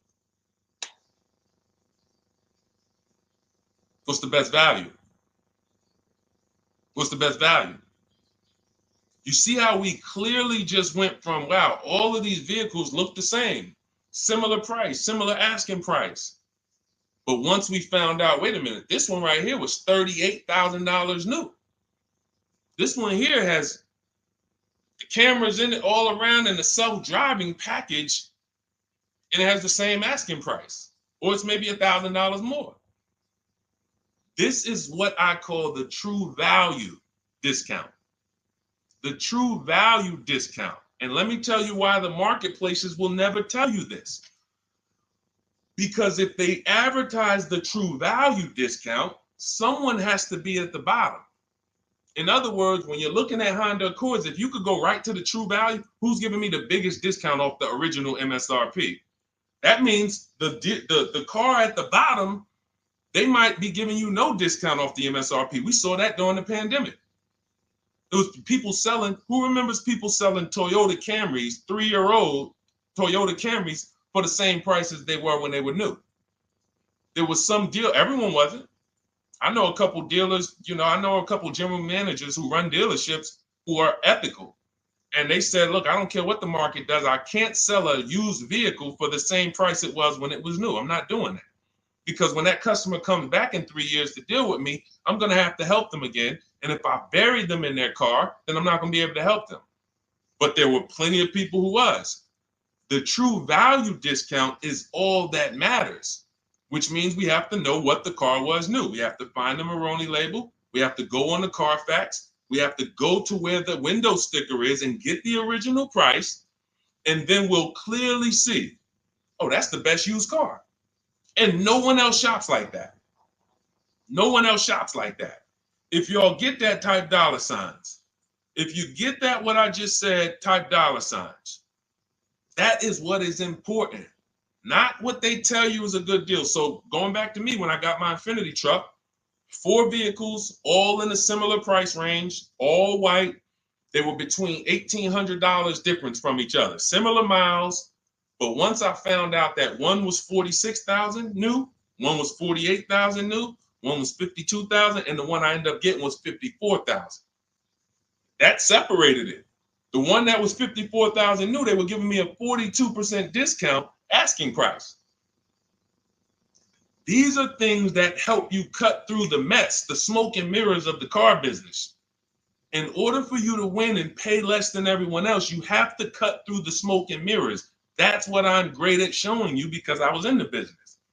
So these are the things that, again, if you say, Deshone, I need the whole blueprint. I need to give me the step-by-step. Leasing, used cars, high mileage, new cars, give it to me step-by-step. That is my new digital book. It's called Cars from Home, 7 Steps to Saving Time, Money, and Avoiding Dealerships. It'll be in your inbox in literally 5 minutes, and you get yours for 75% off. Support yourself and support your family by getting your copy. Go to my YouTube comments. We have a link right there pinned for you guys. We have a link in the Facebook comments. Get your book for 75% off for the next 30 minutes. You'll see a timer on the page. Now, if you're on TikTok, click that picture of me and go to that link in my TikTok bio and click the one that says 75% off to activate the 75% off link. Get your book so that you never have to wonder about this. Now, we're going to continue, but I just know as we answer more questions, some of you are going to forget that. What we just went over in the last 10 minutes, this next question, you're going to forget all of that. All right. Now, Dennis Gamister from Instagram, on a lease agreement, does the deal use the MSRP or the discounted price? So when we're shopping for leases, this is what we do. We get all our offers with, this is how we construct our offers. If you've ever looked on these commercials and you saw, well, Deshone, when I look at leases, though, it seems like, one, they limit me on miles. And then I also see that they want a bunch of money up front. You are correct. But they only limit you on miles according to the miles you told them you were going to drive. They don't pick the miles for you. We select the miles. And what ends up happening is people will, because they typically don't know how to shop, they're negotiating. They'll say, all right, well, my payment's $400. That's my budget. I drive more than 10,000 miles a year, but I guess I'll just take the 10. Instead of paying $20 more to get 12, they'll take the 10, and then they'll say something like, if I go over, I'll just buy it. Horrible idea. Absolutely catastrophic idea. Or if I go over, they blame the lease. They literally will get the penalty, get the bill for the 6,000 extra miles that they used, and they're charging them 25 cents a mile now, and say, man, this is why I don't want to lease, because they limit me on my miles. No, they didn't. To save $20 a month, you pick the lower miles. You can customize leases up to 15,000 miles if you want, 18,000 miles. Look at Jen. Jen just got her lease on her Honda. Hold on, where's Jen's lease? She got an 18,000 mile a year lease. Now, the way we shop is 12,000 miles per year, only first month's payment due at signing, and we shop it taxes and fees in the payment. Jen, her best offer on her Honda CR-V hybrid, which is one of the most popular hybrid crossovers in the market, she got $512 a month, 12,000 miles. That's a 1.3 lease. We'll talk about the 1% rule for great lease deals and the 1.5% for overpaying. She gets 1.3. She bumps it up to 18,000 miles per year. But look how much more, y'all. $50. So for $50 more a month, she, instead of driving 12,000 miles, she gets to drive 18,000 miles. And she gets to drive as much as she needs to for $50. Versus her saying, you know, I'm going to take the 12 knowing I don't drive 12, and then I'm going to get penalties and, again, blame the lease. The lease is custom. And the first time I learned about high mileage leases was when I was working at Hyundai. I was a manager at Hyundai for a short period of time. It was a highway dealer. The guy ended up going to jail. It was typical, like, you know, I've worked in some dealers, some phenomenal dealers, but this one was like, if you ever could imagine the prototypical highway scam dealership, I mean, this was it. So I was only there for 6 weeks, but I was a manager. And what I saw was I was taking care of this guy's lease who was just finished with it. He had 72,000 miles on it. And I went out there and I said, wait, you leased this? 72,000 miles? He said, yeah, I always lease now. He said, I used to come in every time I bought a car. My negative equity was ridiculous. $15,000, $10,000. I had to keep writing these big checks. And I just said, you know, let me switch to leasing. A customer taught me about high mileage leasing. That's why when I say car salesmen aren't trained, they're not trained. We learn things by intuitiveness and curiosity, and you know, we're not trained on finance and insurance and leases versus buying, none of that. You know, so anyway, I said, wow. And so I looked at his payment. This guy is only paying like $175 more a month, not even, to drive 25,000 miles a year. So if a normal Hyundai lease was $299, he's paying $450, $475, and he's driving 25,000 miles a year. Boom. Drops it off. Boom. No negative equity, none of the trash that most high mileage drivers are dealing with. So when we are shopping for a lease, we have to shop with our template. Whenever you're getting your lease quotes, it's 12,000 miles a year, first month's payment only due at signing, taxes and fees in the payment. Assume tier 1. That's what we blast out. In my book, I have something called the 25 to 5 strategy. We connect with 25 dealers online. You use my email scripts, copy and paste. We're going to get 5 offers. This will take you. You saw Ansley. He said, I started it Saturday. By Monday, I accepted a deal. This doesn't matter. This is a 24, 48-hour turnaround to start getting offers on these vehicles. Now, once we're looking at offers, we take the MSRP. We take the monthly payment. We divide it into the MSRP. So let's just say we're shopping for a vehicle. It's $40,000. One of our offers is $400 a month. $400 a month. No money due at signing. Just $400. We drive off. We divide that into the MSRP, not the selling price. The MSRP. So now we divide that into $40,000. we can see and we multiply by 100, that's a 1% lease. The 1% lease rule has been around for the last 20, 30 years.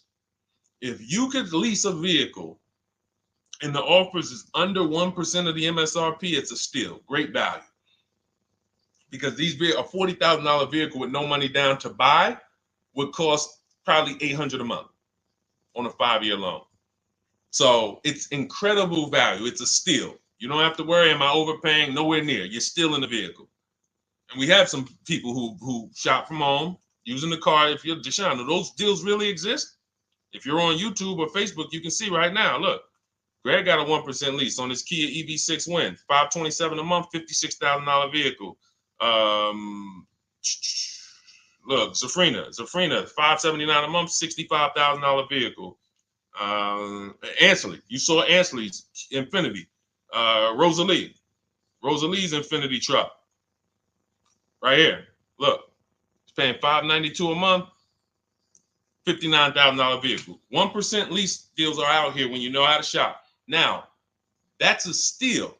That doesn't mean that's the best. That doesn't mean, oh, if I can't get a 1% deal. In order to get a 1% deal, you have to not just shop. You need major support from the manufacturer. The lease program has to be good. The rebates have to be good. The residual value have to be good. The money factor, which is the interest rate, have to be good. There's a lease program that no dealer can control. So when we get these offers, that's how we're judging them. Divide the monthly payment into the MSRP. In my book, I have a calculator that I created where we put all our offers into it, and then it spits out what we call counter offers. So we get 5 offers, 7 offers. We put them all into this calculator I created. Again, this is the best $24. If you get there for $24 before that 30-minute timer and you get your copy, it'll be the best $24 you ever spent. I hold myself accountable to that. You can Google the book and read the reviews. There's software that we created that that's how you're judging your leases. You're looking and you're comparing to the 1% rule. Now, when you get to 1.5%, we can't make those deals. We're paying too much for a vehicle that we're giving back. We have to see, there was no indicator before I created the 1.5% rule. As much as I love educating people on leases, the only people who should be leasing is if you're not keeping your cars 8 years.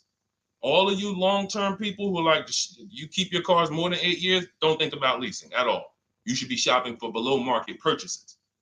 But if you're not keeping your cars 8 years, you're losing thousands of dollars not leasing cars. Depreciation is where you lose. Resale value is where you lose. So the 1% rule is what our anchor is, but 1.2 is great value. 1.3, great value. 1.4, good value. 1.5, good value. Anything over 1.5, now we're paying too much for a vehicle that we're giving back. So that's how we're judging. That's how we're judging and comparing our lease offers. And with the calculators that are in my book, you can literally do this in seconds. This stuff, these mathematical things that used to be complex, even hard for me to explain, when you're using the stuff in my book and you're seeing, wait, man, there's calculators, I can do this, boom, boom. Why don't these calculators exist on Google? Because anything that makes dealers compete, they're not going to make for you. They'll make stuff for you that allows you to see more and do this and make it easier and faster and connect to get a loan quick. But competition, any tools that create competition, they're not going to make those for you, because that's where the real money comes off, when you make dealers compete. Okay, so you want your copy of Cars from Home, 7 Steps to Saving Time, Money, and Avoiding Dealerships. Click the picture of me on Instagram or TikTok. It's going to take you to my bio. You won't leave the broadcast. Click that link and then click the button that activates the 75% off, and you'll have 30 minutes. Once the timer goes to 0, the $97 price is what you have to pay if you want it. It's up to you, but $24 is much better than $97. $97 is still a great price. I have no doubt that you guys would write me, especially the more you use this. 1, 2 cars, 3 cars. You get 1 lease this year, a used car next year, a new car about 4 years. And Deshone, what about when websites change? What about, this is an online system. Websites go out of business. Vroom went out of business. They were in my book.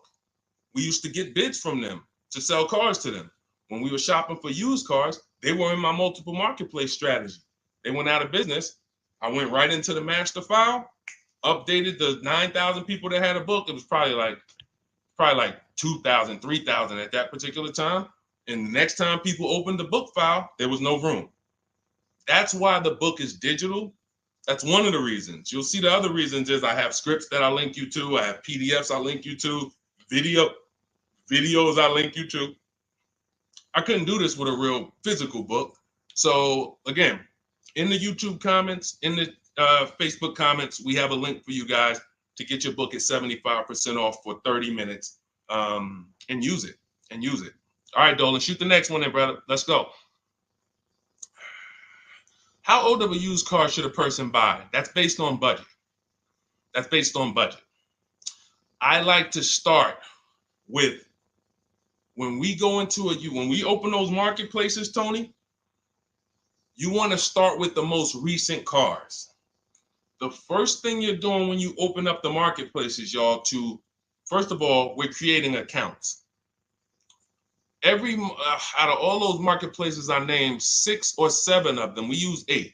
We use eBay Motors, we use Carfax.com, we use Cars.com, Autotrader.com, CarGurus.com, Carvana, CarMax, Driveway, and that's 8. 7 of those, or 6, allow us to create an account. Why is it important to create an account? So that every single new car that matches our criteria, as soon as it's listed, we get a notification. The people who have that notification on, most of them don't know how to assess the market like I'm showing you. So even if they get a notification that the car was just posted, they're not going to have the information to take advantage of it. They're going to hesitate. What we do is the first thing we do after we create our account is we're now assessing the market. Where's the low prices? Where's the high prices? And I'll usually go 3 years back, sometimes 4 years back, and let's assess the market. Now, I have another calculator in the, matter of fact, let me show this to you guys. I have another calculator. It's called the Perfect Budget Calculator. The Perfect Budget Calculator.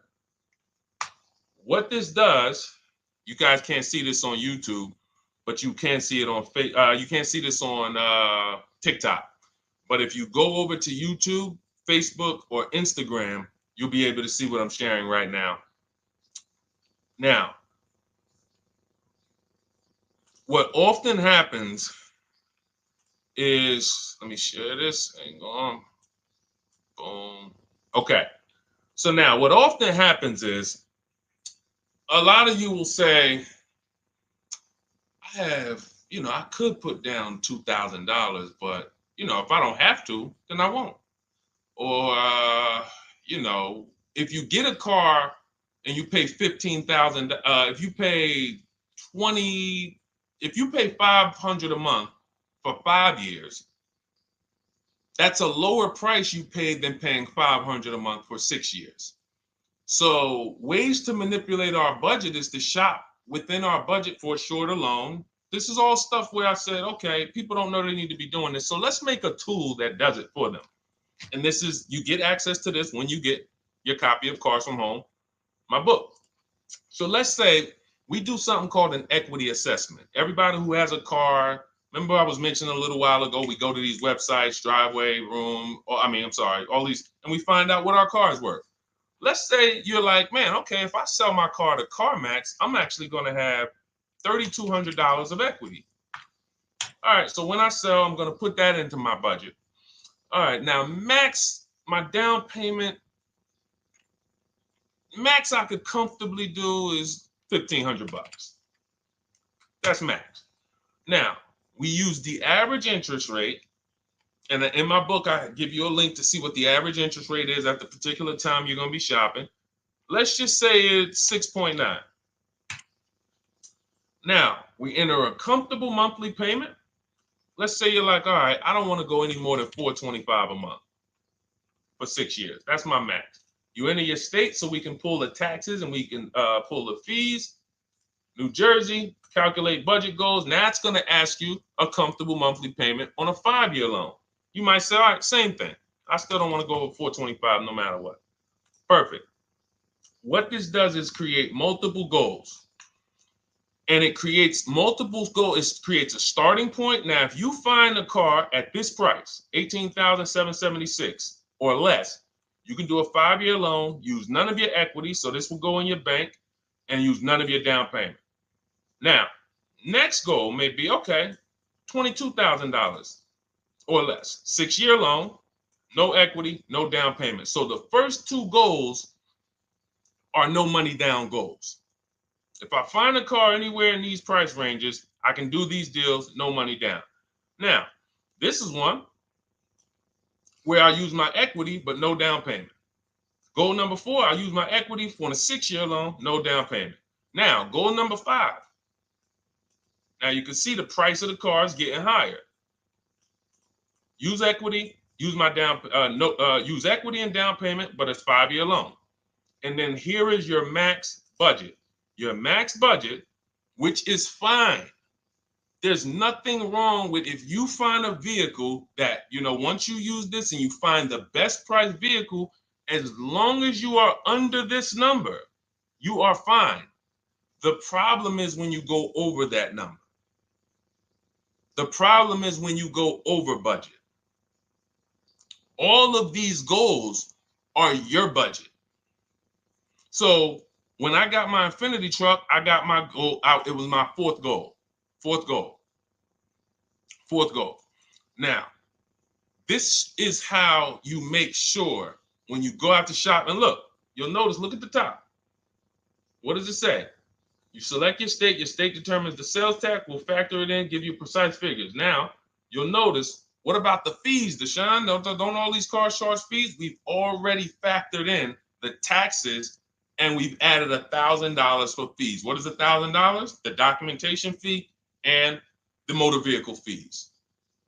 It's all in there. So you can go out and know that's my max budget. I cannot buy a vehicle, make a deal on a vehicle where my purchase price is more than $26,729. That's the perfect budget calculator. So there are certain things that I had to create. No one does them. Everything that I was referring you guys to, all the websites, I was doing this, and there was some things where I couldn't refer you to anything because it doesn't exist. We had to build it. So this is how we make sure we are shopping, whether it be for new cars, used cars, below our budget. And that's not how you make, but here's the thing. I need you, before we go to the next question, I need you to understand something. That doesn't make sure you pay below market price. You have to combine this with getting bids, because you can be within your budget and pay over market value. There's 3 types of prices you can pay for a car, whether it's a new car, used car, or lease. Did you pay market value? That's what everyone's paying. Average. Did you pay over market value? Our only deals we make are below market value. And the way that happens is through bidding and creating a marketplace around you where all these people are competing for your business. That is how you combine that with the budget. This will keep you below your budget, but it does not guarantee. If I gave this to you, all of you will be like, this is great. I'm never going to go over my budget again. But it does not, until you combine that with getting bids for whatever you're looking for, you still run the risk of overpaying, even if you're under budget. Okay? Clear? Type $ if you're all clear before we move to the next question. And there's no way for us to do this manually. If there was a way that you could do this manually, trust me, I would have told y'all to saw me make a video about it all day on my social media. There was just no way. We had to build software. And in my book, you guys will have access to at least 5 calculators for counter offers for new cars, true value discounts when you put the new price you put the original new price of the used car deal, whatever used car you're buying, you put the new car price in, and then you put in the asking price, and it tells you the true value discount, perfect budget calculator. We have at least 5 softwares that I've custom built, and to make sure you guys get great value. So again, I didn't want to be the person who said, you guys know, there's plenty of people who be like, man, the value I'm giving you guys, I'm gonna charge $2.99 for the book. Whatever. The people who pay, they'll save the money. And the people who pay, there'll be some people, because some people are gonna pay, they just see value. Poor people look at cost. Wealthy people look at value. People who are into financial literacy they don't ask themselves, how much does that cost? They ask themselves, what's the value I'm getting from that? And I could have said, well, you know what? I'm going to help you pay less than everyone on new cars, used cars, leases. We'll do $200, $300 for the book. And I only want to sell it to 1% or 5% of the pie. But at the end of the day, my mission is to help as many people want to be helped. And so that's why I said, okay, $97. But even our welcome offer, you got a chance to get it for $24 if you get there before the 30 minutes is up. Okay? YouTube link, get your copy. And make sure you save the support email, guys. If you see it scrolling across the screen. If, for instance, you don't get your book in 5-10 minutes, it's usually because you typed your email wrong. Reach out to my support team. They'll get you the book immediately. And soon as you pay, go to TikTok. Look, y'all see the links. Go to my bio on YouTube and Instagram. Get your copy. And as soon as you pay your $24, there's going to be a page that says screenshot this page. Right on that page, you can access your book. I want you to have the book immediately, but I also, in case some of you type wrong, big thing, we fat finger stuff. I want you to have the support email so that you can reach out to my team so we can make sure that book is in your inbox so you can use it and start saving money and building confidence. Okay, Dolan, next question, man. Let's keep it rolling. Okay, there's something about Mary on Instagram. I bought a car as is, and in less than a month, motor lock. Can I sue for selling me a lemon? I'm not a lemon law attorney, but that is not what a lemon law case is based off of, in my understanding. Lemon law case is based on you buying a vehicle and the same thing continuing to go wrong at least 3 times. That's a general overview of, what the lemon law process is. And if y'all are enjoying the broadcast on TikTok, can y'all just double tap the screen and keep running those likes up? Every time y'all do that, y'all help TikTok bring more people here, and I appreciate it. If you're going to spend some time with us and, every time just you hear something you like and you're like, man, we got to share this. Oh, and shout out to Madhu for sharing. Here's the thing. I made a video about this the other day because a friend of mine got a used vehicle and the transmission went out on him in about a month. So it wasn't the engine. But when you buy a vehicle as is, it's very tough for you to have any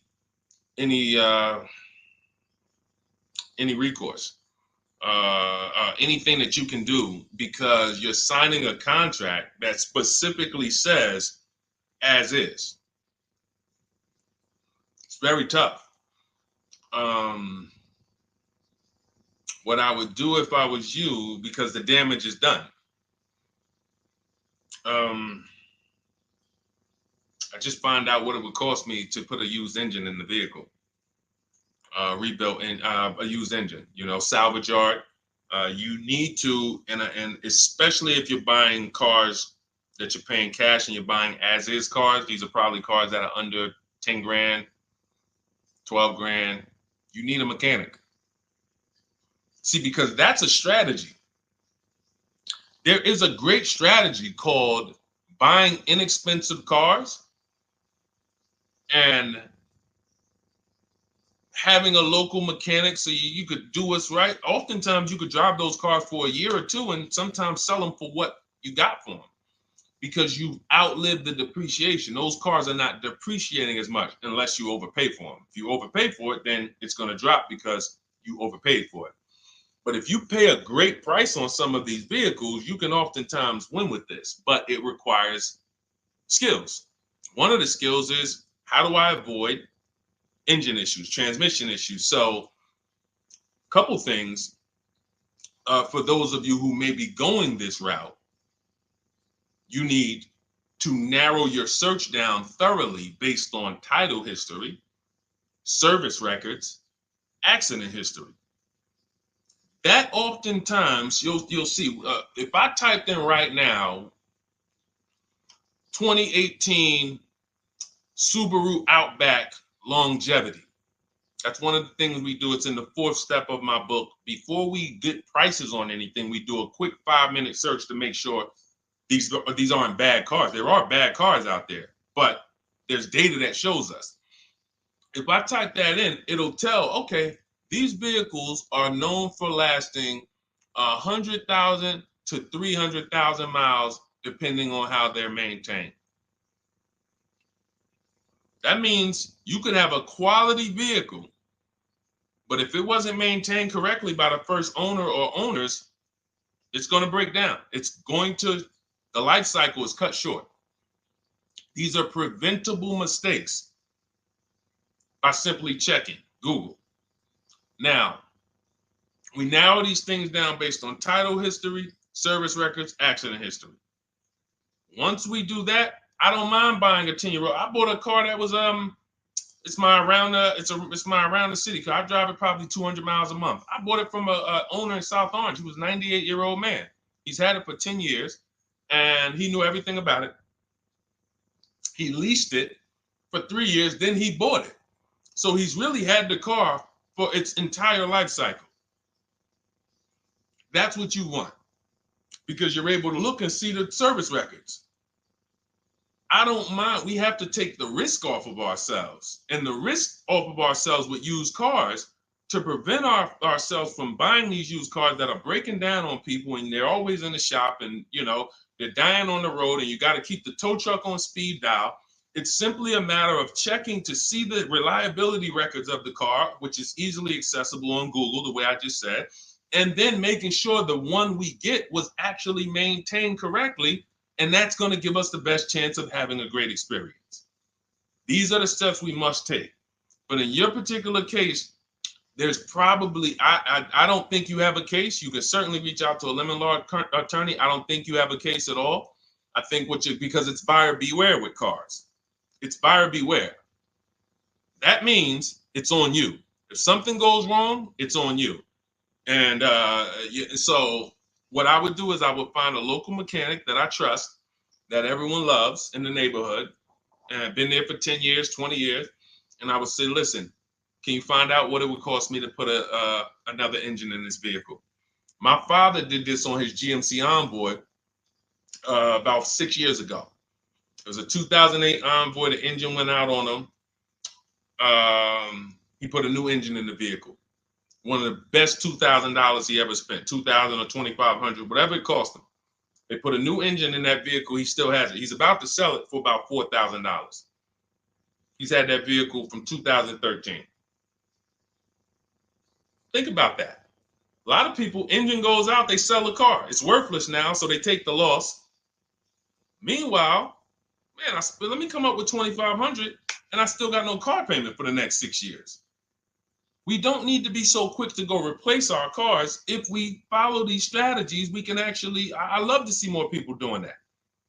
Just go fix the car. But don't go to the dealership to fix it when they tell you, hey, the engine's going to cost $10,000.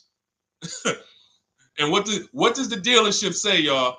When you have these major issues and the dealership tells you the transmission is $7,000 and a new engine is $10,000, what's their suggestion? What's their suggestion when they tell you that? Because they already know you're gonna be like, yo, what the heck? I can't pay all of that. What's their suggestion? Let's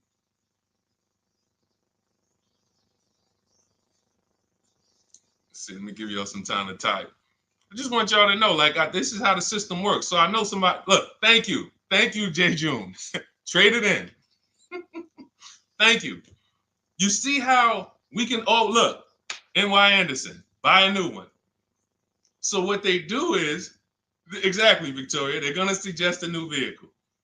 So if we know, now watch this, as your vehicle is worthless, you don't have any opportunity to put it on a competitive market to see Well, how much would somebody pay for that? They've already assessed the value, and they want to structure your deal, have you take that major loss for that engine.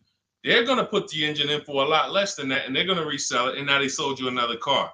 When you could have just literally went to a mechanic, got a rebuilt or got a used engine, put in that vehicle, cost you $2,500, maybe $2,000, and literally you're on the road for another couple years with no car payment, keeping money in your household versus now I'm in another $400 a month payment.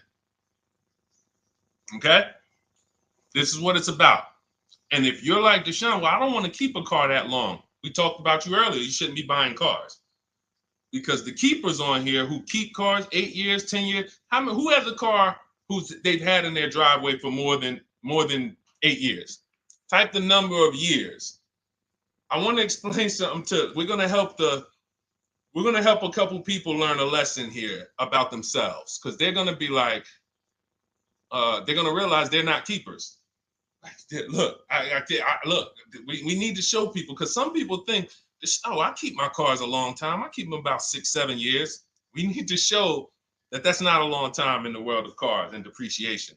So Michael, 15 years. Michael got a car that he's had for 15 years. Let's go. Type the number of years you've had it if it's more than 8. Look, Vancia, 11 years. Let's see. See, a lot of people don't keep their cars. Look, N.Y. Anderson said, I drove my last car 14 years. All right, Connie, 15 years. She has a 2004 Chevrolet. Tony on Facebook, 2006. Now, watch this, y'all. If you ask me, Deshone, what's the way to get the most money out of a vehicle? It's to do what they're doing. Tanaya, 9 years. No, Renata, not less than 8. Not less than 8. We're trying to put you into a different cat. We're trying to help you see the category you should be in. Look, 9 years. Donna, 15 years. What's so important for y'all to see about these people is that they have beat depreciation. And that means whatever their vehicles are worth today, a year from now, they're going to be worth about the same. If their vehicles are worth $4,000 today, a year from now, they'll be able to still sell it for about $4,000. But the thing is, they're trying to get the most money out of it because the cost of replacement is expensive compared to what they're doing. No matter how much they got to pay to keep those vehicles on the road every year, a little couple $100, maintenance, whatever, it's nothing compared to going and getting a new car and bringing hundreds of dollars a month or thousands of dollars in the form of cash out of our household. And everyone's not going to do that. And that's okay. You should not be buying cars. You should be shopping for below market leases. Because again, there's 2 ways to save money. Do what the keepers do. You just saw all the keepers. We shouted out all of them. And the other way is to go in and not tie money up in the vehicles in the first place. When you look at somebody like Danielle, she's driving a $44,000 Audi, 2024 Audi A3. That vehicle is $800 a month to buy, no money down. $800 a month for 5 years, maybe $700 a month for 6 years. She's paying $550 a month. She didn't tie up the money in the first place.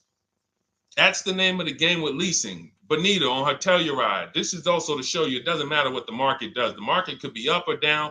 We're going to pay less than everyone. This is Bonita. She got a Kia Telluride during the pandemic when everybody was paying ridiculous prices. That's why I show her 2022. Look at the date. She said, I'm driving my dream vehicle, $600 a month. People were leasing. And I know if somebody watching this and they're like, if you leased a Kia Telluride during the pandemic, you are not paying what she's paying with no money down. I know it. I know it. People were DMing me, Deshone, I want a Telluride. They want $900 a month for them. I know people weren't paying $600 a month, but she came in, used our bidding system, used the same strategies you're going to have access to in my digital book. She got $600 a month from home without being in a dealership. Her dream vehicle. This is how you win. You're either going to not tie up your money in vehicles. You're going to drive new vehicles that don't have problems because they're always under warranty and you're paying cents on the dollar compared to people purchasing. Or you're going to be a keeper like Michael and like Donna and like the people who said, okay, I'm keeping my vehicle this long. That's why in my book, it's 7 steps. But the first step is to ask yourself how many years you're keeping your next vehicle. That is the first question I would ask you if you and I were shopping together. My first question to you would be, Michael, how many years you want to keep the next vehicle? 8 or more or less than that? If you said to me, Deshone, I'm going to keep it at least 8. All right, let's go for the purchase. New or used, depending on budget, but we're purchasing. We need to find a below market purchase.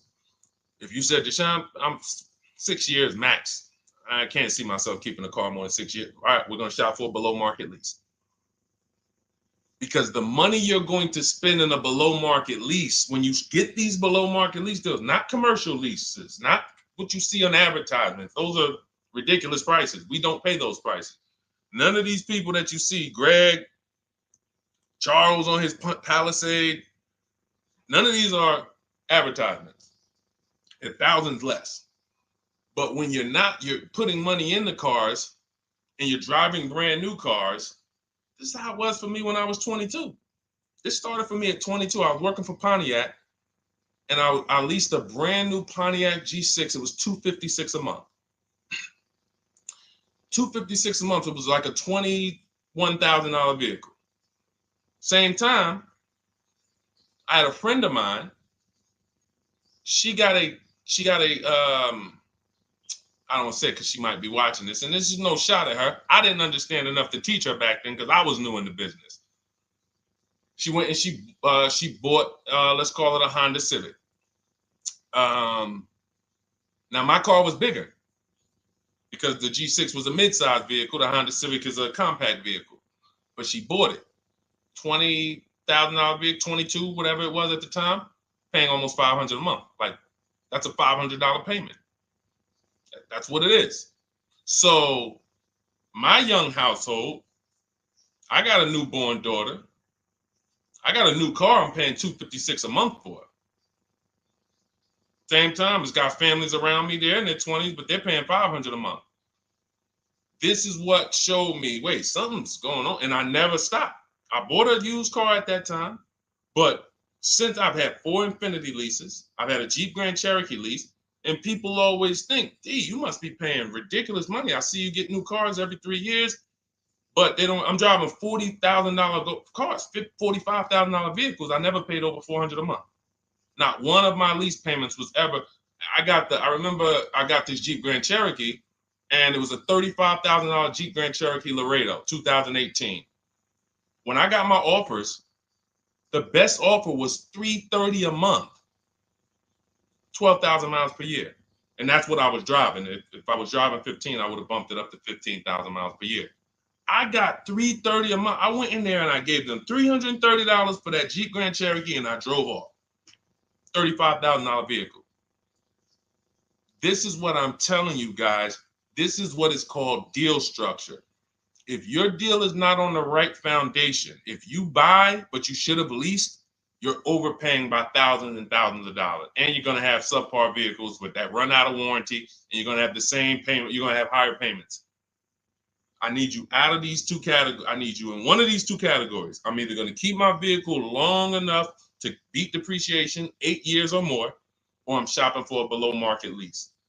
I'm not going to be stuck in the middle no more, buying vehicles and then selling them while they still have a loan on them, negative equity and all of this stuff.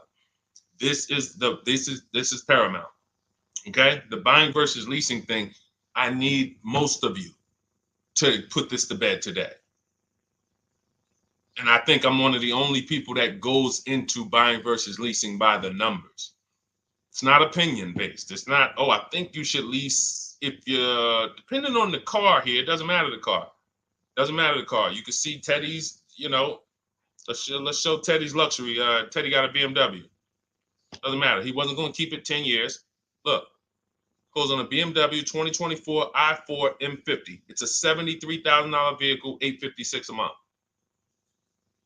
$856 a month. Look, he said the dealer's initial offer came in at $937 using the counter offer calculator. Using the counter offer calculator, he counted at $829. 8:56. If you just jumped on the broadcast, I showed you some of the calculators that I created that are in this book. In my book, there's a reason it's 5-star rated. There's a reason people that you can go read what your peers say about that book. Get your copy for 75% off. It's in my TikTok bio. Click that picture of me. Click the link. Same thing on Instagram. Go to my bio, click the link, and you'll see a button that activates the 75% off book. And if you're on YouTube or Facebook, it's in the comments section. 30 minutes only. Get your book so you can have access to all of this. Unless you just have an incredible memory and you can remember everything we talked about over the stream, but none of you can. I know none of you can. That's why, I mean, I couldn't even do it. It's just too much. We're talking about used car strategies, new car strategies, lease strategies. You guys, you're not gonna remember all of that. But anyway, let's go. All right, I think we got time for a few more. Go ahead, Dolan, keep it rolling. Make sure you guys screenshot the support page. As soon as you pay for your book, the book is on the thank you page. Remember that. I don't want you, I send you the book 2 ways. As soon as you pay, it says access your link below. Open it. You can click it and save it right to your phone or computer right then and there. If you do not save it right then and there, make sure you screenshot the support page or use the support email that's scrolling through the screen. This is not for questions. Do not send me general car questions here. I don't answer questions by email. That is strictly for those of you who have your book and you're like, or you paid for the book and you're like, okay, where is it? It's usually because the email was wrong. That's okay. Hit that support email so that my team could send you the link out so that you can have your book today and start digging into it and using it. Even if you're not shopping right now, you can still map a plan out. Go ahead, Dolan, shoot the next question up.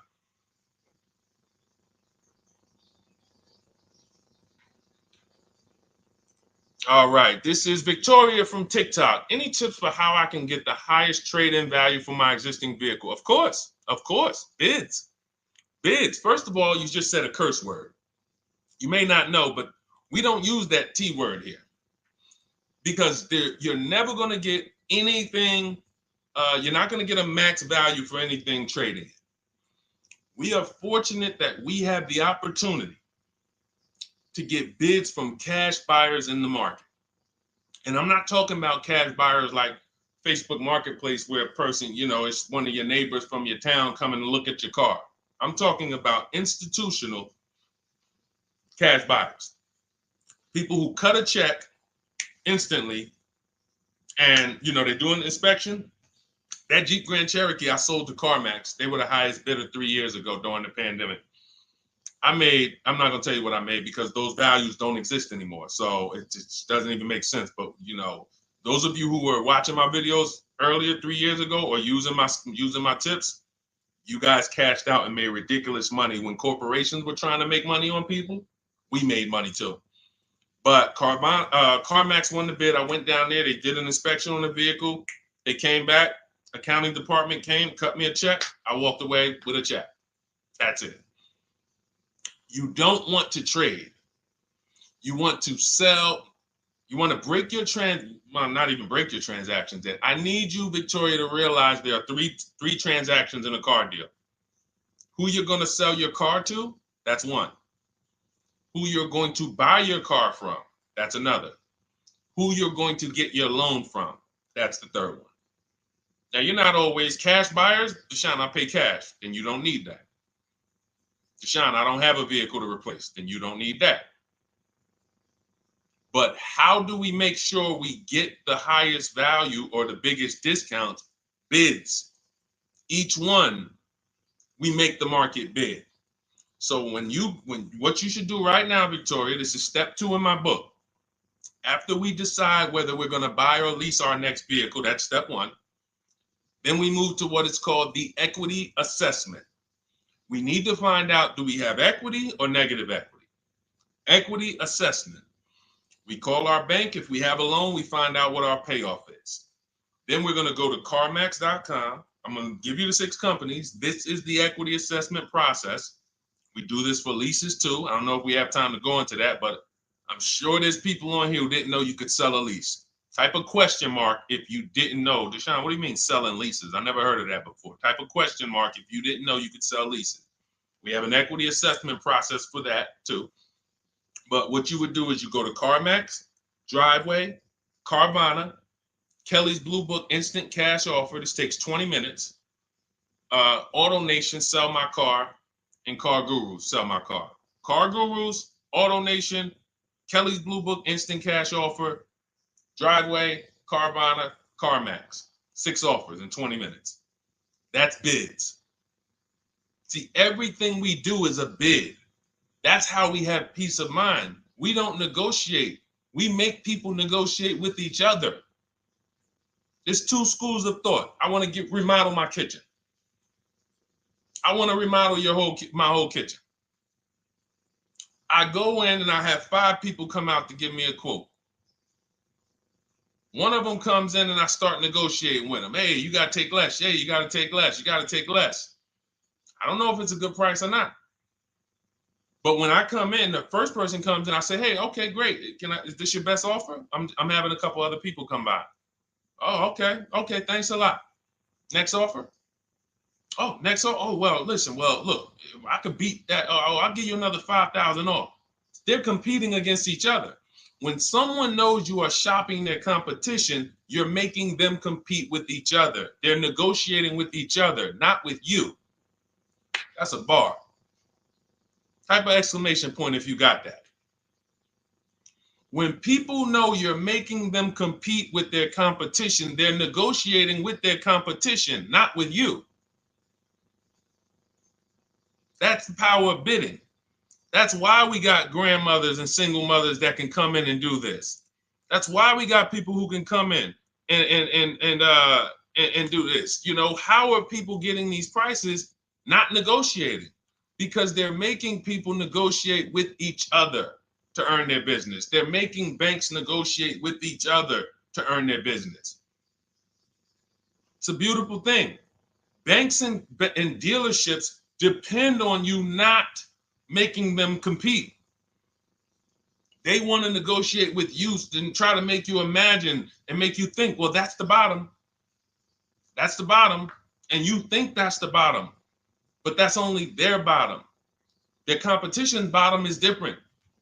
Their competition's best interest rate is different. Their competition's best discount is different.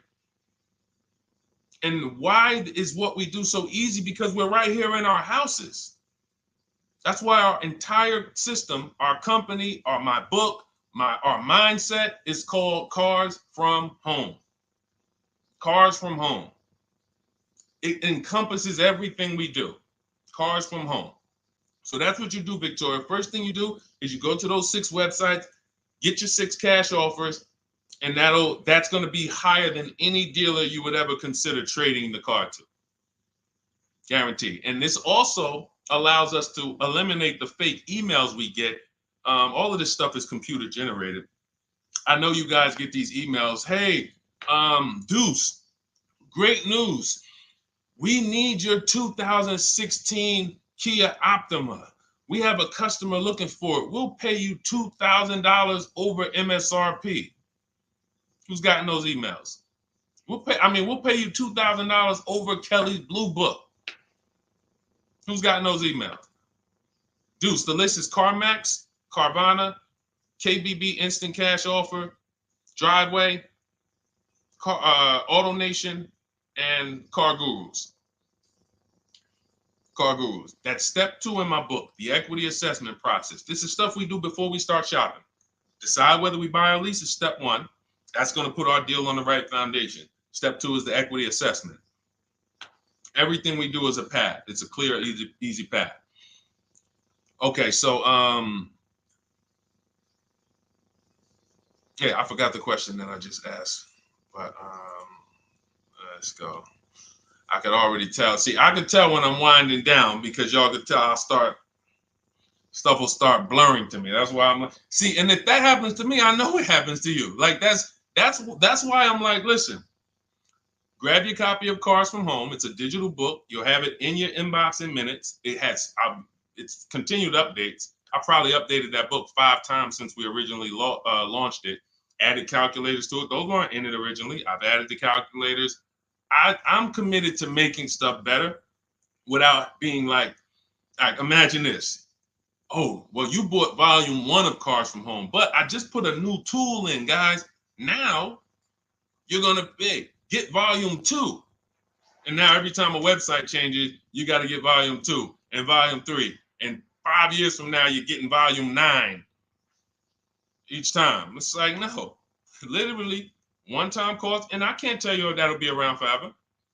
I can't tell you that.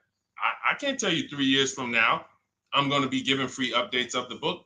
I don't know, but I know today that's what it is. Everyone who gets their book, you get free updates as I update the book, because there's value in that. There's value. I can send an email out to people every 3 years and ask them, hey, did you enjoy the book? They're going to say, hey, yeah. Well, here's the thing. My new version is this. There's value in that. It could just be $24. They're already a believer. Someone who used the book's already a believer. So they'd be like, yo, the new version, oh, I'm about to shop again. $24. I'll pay it again. It's the best money I ever spent. But for now, I'm not doing that. Those of you who have the book, you will get free updates, and we'll keep you on the list to make sure you always get free updates of the book. So your link for 75% off is in the YouTube comments. It's only good for 30 minutes. It's in the Facebook comments, and it's in my Instagram and TikTok bios. Click those links in my bio. Click the button that says 75% off my new book. Get there before the $97, before it goes back up to $97. And make sure you save the support email, guys. Screenshot the support email. It's scrolling across the bottom of the screen. If that book is not in your inbox in 5 minutes, I want you to email my support team. Make sure you check your spam. And I also want you to, as soon as you purchase, you'll see, I say, hey, access your book below.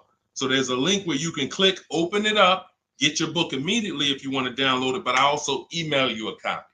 But make sure you save the support email just in case. And again, that email is not for questions. Okay, it's not for car shopping questions, nothing like that. That's only to make sure you get your book. Okay, so great. Listen, great job. We've been on here about 1 hour and 20 minutes. Great questions. You guys know I like to go into detail in these questions. I would love to be able to get through 100 questions in 1.5 hours, but that's just not the way it works. We're not talking about buying, $100 items here. If we were talking about house buying, we'd have to go into detail. These are major items. This is the most expensive item y'all are going to buy behind your house. Think about that. And think about how many people are there to protect you when you buy a house. Think about how many people have licenses. See how that question got asked earlier? Can they sue if it was a house and they did you wrong? Sure. You can go before the real estate commission. People can lose their license. People can lose their ability to practice real estate. If they did something unethical, you can bring them before a court and a judge, and you can have recourse. You can get, justice. Cars, you got nobody. No one's licensed. The person who's helping you buy your car that you're sitting there negotiating with, which I want you to stop, they might have just got that job. And they didn't get that job because they're a finance expert and they're someone who understands how to help you, because they're not going to ever make you compete against. They're never going to put you in a position where you can make them compete. They'll say, hey, let's negotiate. But here's the thing. That person just got a job because, you know how many people walked in a dealership with a good smile and a good personality? 2 weeks later, they're selling cars. These are the people that are helping you. They're not licensed. They didn't go through school. They didn't go through ethics training. They didn't go through any of this stuff that realtors and brokers have to go through to help you buy houses. So when you get your car, it is on you. That's why you want me working with you. You want my blueprint. You're not by yourself. You're watching my videos. Once you get my book, you can stop watching my social media videos. I don't want you watching my social media videos if you have my book.